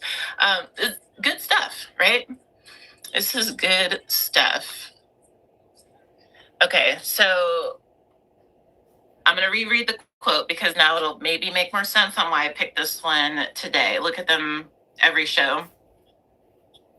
They're there to help us, right? Any tools, especially that Whatnot gives us, but anything that we can do that could contribute to better results the next time, why not, right? And especially like how do we know if we have accomplish what we set out to accomplish if we don't know the results of what we did. Last Mermaid, thank you for the purchase. Thank you, thank you. Those are so cute. Those are so cute. So the quote was, your competition isn't other people. It isn't other people. Your competition is your bad habits. Thank you. Your distractions, your insecurities, your procrastination, your lack of discipline, your fear, and your ego. So your competition is not other people. When we're selling, or when we're, I'll put this up again in case anyone else wants to screenshot. We can swipe the chat out of the way. When we're setting up our auction shows, we just work on ourselves, our own show, our own process, our own items and products, our own energy, our own us. Work on ourselves, right? On all these things. We don't have to worry about it. Doesn't matter what anybody else is doing. We work on us and compete with, I just wanted this next show to be better than the last one, right? Focus in, and eventually there will be successful auction shows happening in your stream. I promise you, right? Thank you for that tip. My CNC fund is so happy today. It's just so happy today. Thank you, thank you. Okay, catching up there. Feel attacked? No. Okay, so Suburban Bish, I'll share real quick. So that was the topic, though. That was the topic, and we are on time. So I'm gonna share a couple things, and if you guys have anything, please feel free to share. We're gonna go a tiny bit over, but we'll still kind of wrap up sooner than later. But that's a good segue. Suburban Bish. So I just want to share the Naughty Awards, where all the voting is closed. Right. That was through the end of November, I believe. So all the voting is closed. So she's got a show tomorrow. The actual awards show isn't until January 4th, but she's got a show tomorrow titled The Top 5. Is it tonight? Tonight. What did I write down? I did write tonight, and then I said I read tomorrow. Thank you. I'm glad you're here. So I would have sent people over to you tomorrow. Titled The Top 5. So, and maybe you can clarify. It sounds like it means like who was voted top 5 for each of the categories. Is that correct? I'm super curious to see like what the results of all these things, and let us know what time too, because I think it's 5 my time Pacific. Jill, welcome in. But we get to start seeing like who all was top 5, and then pretty soon who's winning all these Naughty Awards. If anyone isn't familiar, it's the second annual Whatnot Awards show that Suburban Bish has put together. And there's like probably 20 something categories in there. Best packaging, best chat show, best raid train conductor, best all these things. And it's just really good stuff. Really good stuff. Correct. We do another 2 weeks of voting for just the oh, I see. Okay, so Suburban Bish says, I'm going to read this for those just listening. So the Naughty Awards, the voting was in, and then there's going to be a second round of voting for these 2 weeks of the top 5 in each of the categories. So 5 p.m. Pacific tonight. Bookmark that show with the Suburban Bish and check out the top 5. I think that is so cool. I like totally missed it last year, so I'm like geeking out over it this year. So that's one share. Another share is this next Sunday, Monday, is the Artisan Train Mashup. This is the last one. They were just doing this for Q4, but it's 30-minute demo, 30-minute auction shows back to back for 2 full days. That's Tam's Creative Journey and Wireweave Uniques hosting that one. And I think it's 30-minute slots, right? So I think aside from going and like seeing the things, there's a focus on handmade gifts, by the way. So it's like shopping friendly. But also handmade. So we're talking about auction shows, right? Today, every 30 minutes, there's a handmade auction show. Same with the market. We had a market show yesterday. We can learn through others, right? So aside from watching our own past shows, we can go watch other sellers, especially that have similar items to us, but just in general, we can go watch other sellers and take notes on what works and what doesn't, right? And so if we watch an auction show, 30 minutes is just enough time where it's like you can get some auctions in, but it's like a condensed show, right? So we could apply it. It's long enough we can apply it to our own shows.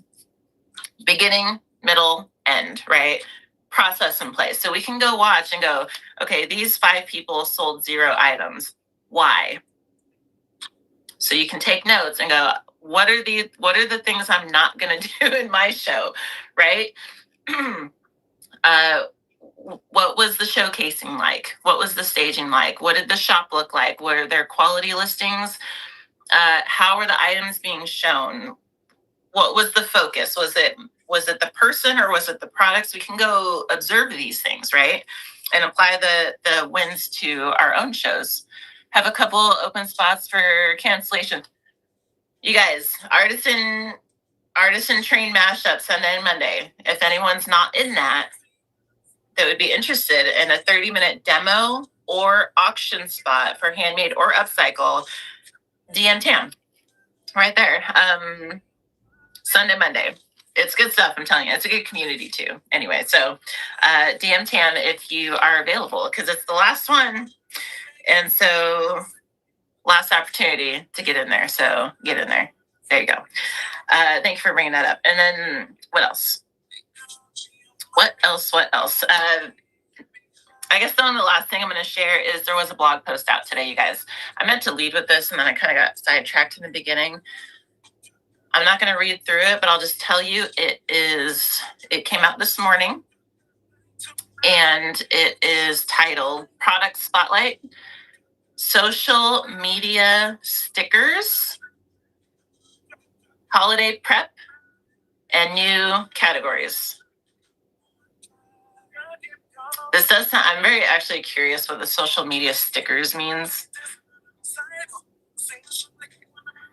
Okay, short story time. They say we launched, and they don't have their Whatnot Sellers isn't live until next week, and they're interviewing someone, so it doesn't seem that they're doing this product update in their Whatnot Sellers show like usual.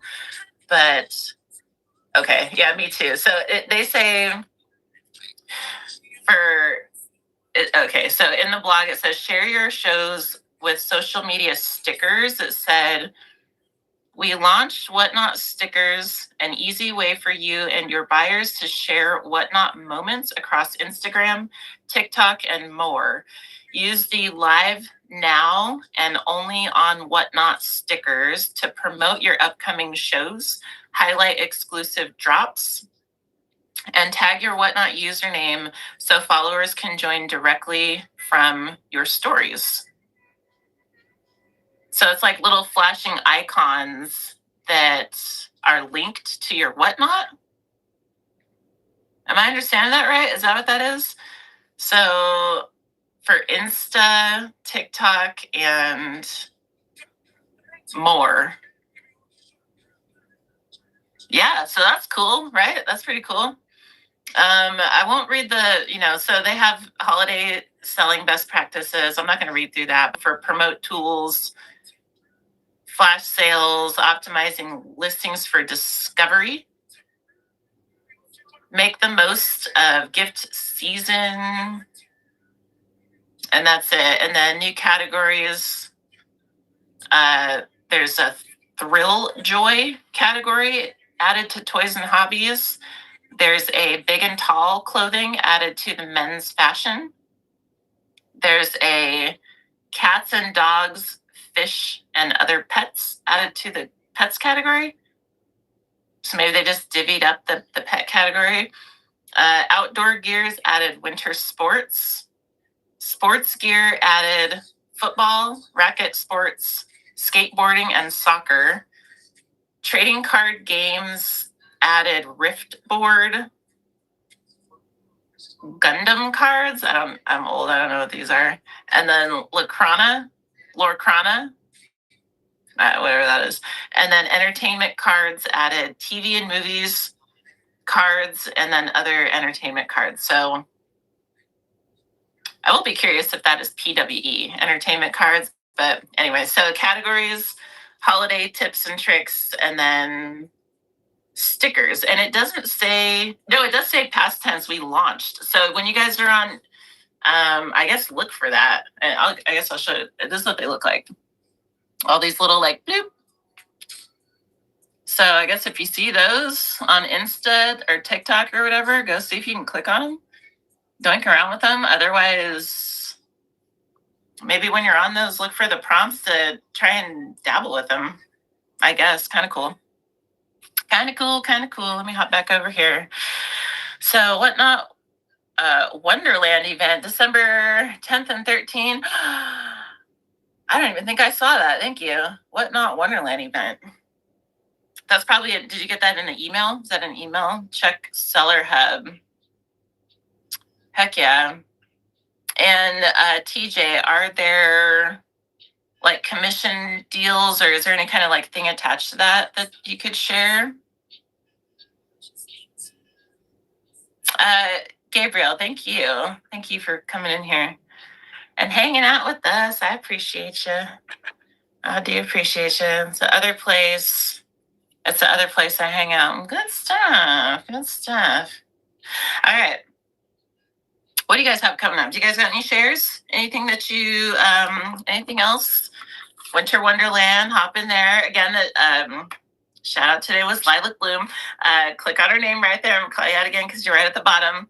So clickable. Click on her Whatnot anniversary. 1 year is tomorrow. So hop over there, say what's up, go throw her a little tip, a little, she's one of those people that like make Whatnot a better place. And so show her all the love.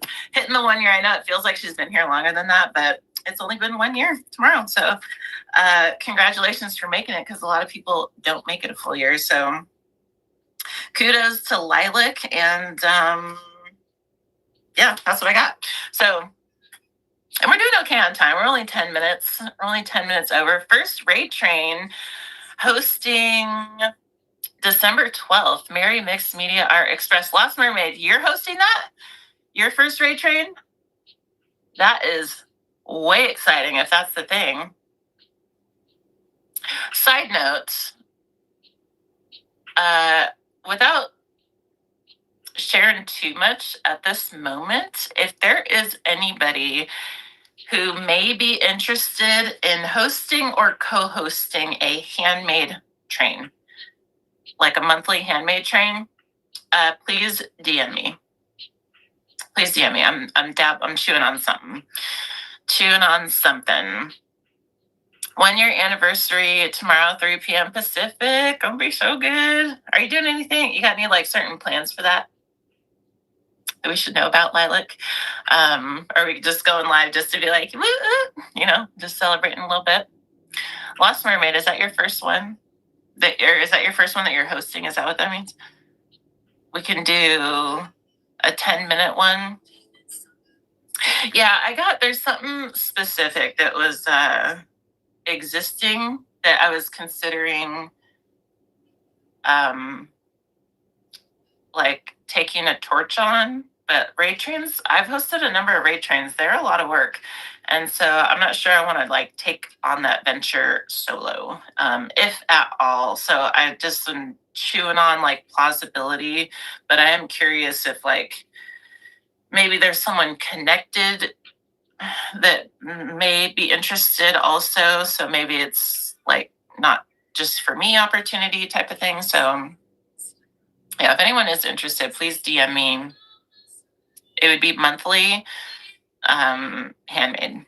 So 12 handmade giveies and 12 $1 auctions. Ayo. Also sharing what I've learned throughout the year. I love that. One for each month. Look at you being all creative. Heck yeah. Gia Carter, how you doing? Hello, hello. All right, you guys, so exciting. So bookmark Lilac tomorrow. What do we got? So there's no raid tomorrow, no Whatnot Sellers tomorrow. I'm gonna be here Friday doing a demo. If I can find a cool thing for this, maybe we'll do that. Maybe we'll demo some Procreate.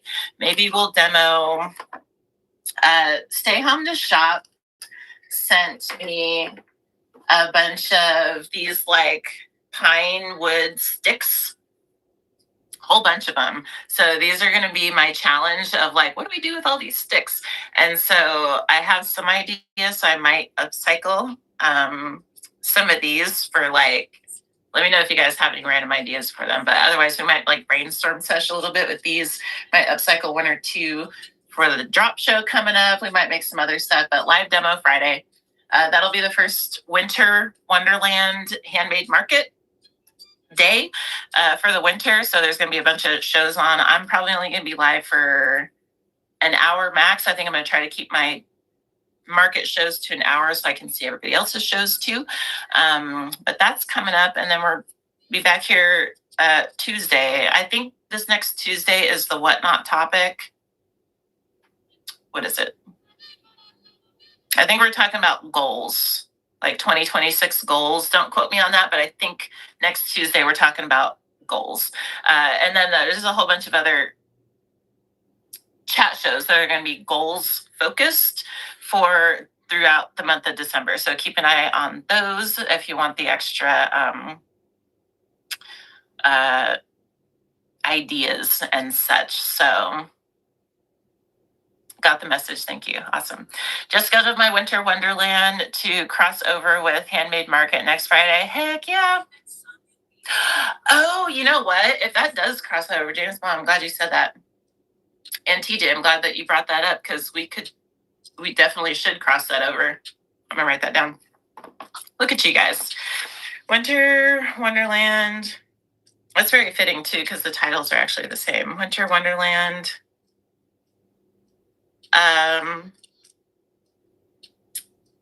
There's going to be an update. We may dabble with a theme for the market shows on one of the days, not this Friday, but next Friday.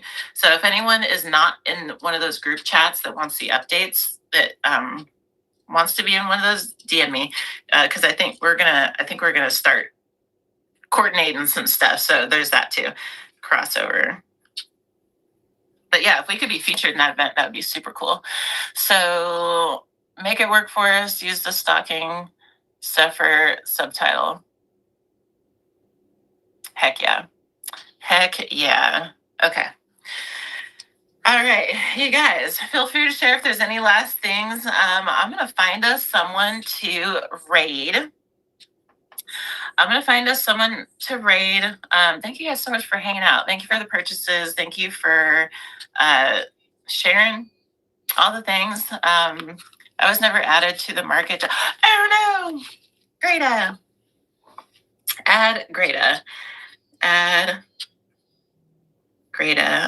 Greta, do you prefer chatty groups or ones that are just like pretty much strictly updates? Because we got two different styles for the different info. Okay, I'll put you in the updates one. Thanks for mentioning that because if there's anyone else I missed that I was supposed to add in, please do tell me because it's not intentional. James Blonde, thank you. I'll see you and see you fun. Just so happy. So happy today. All right. Who do we got, you guys? Probably try to find a community show. If you do once a month raid train, maybe alternate different size sellers. Maybe invite some smaller sellers in. can you add me to the chatty one? Mom's got the goods. Yes. Got the goods.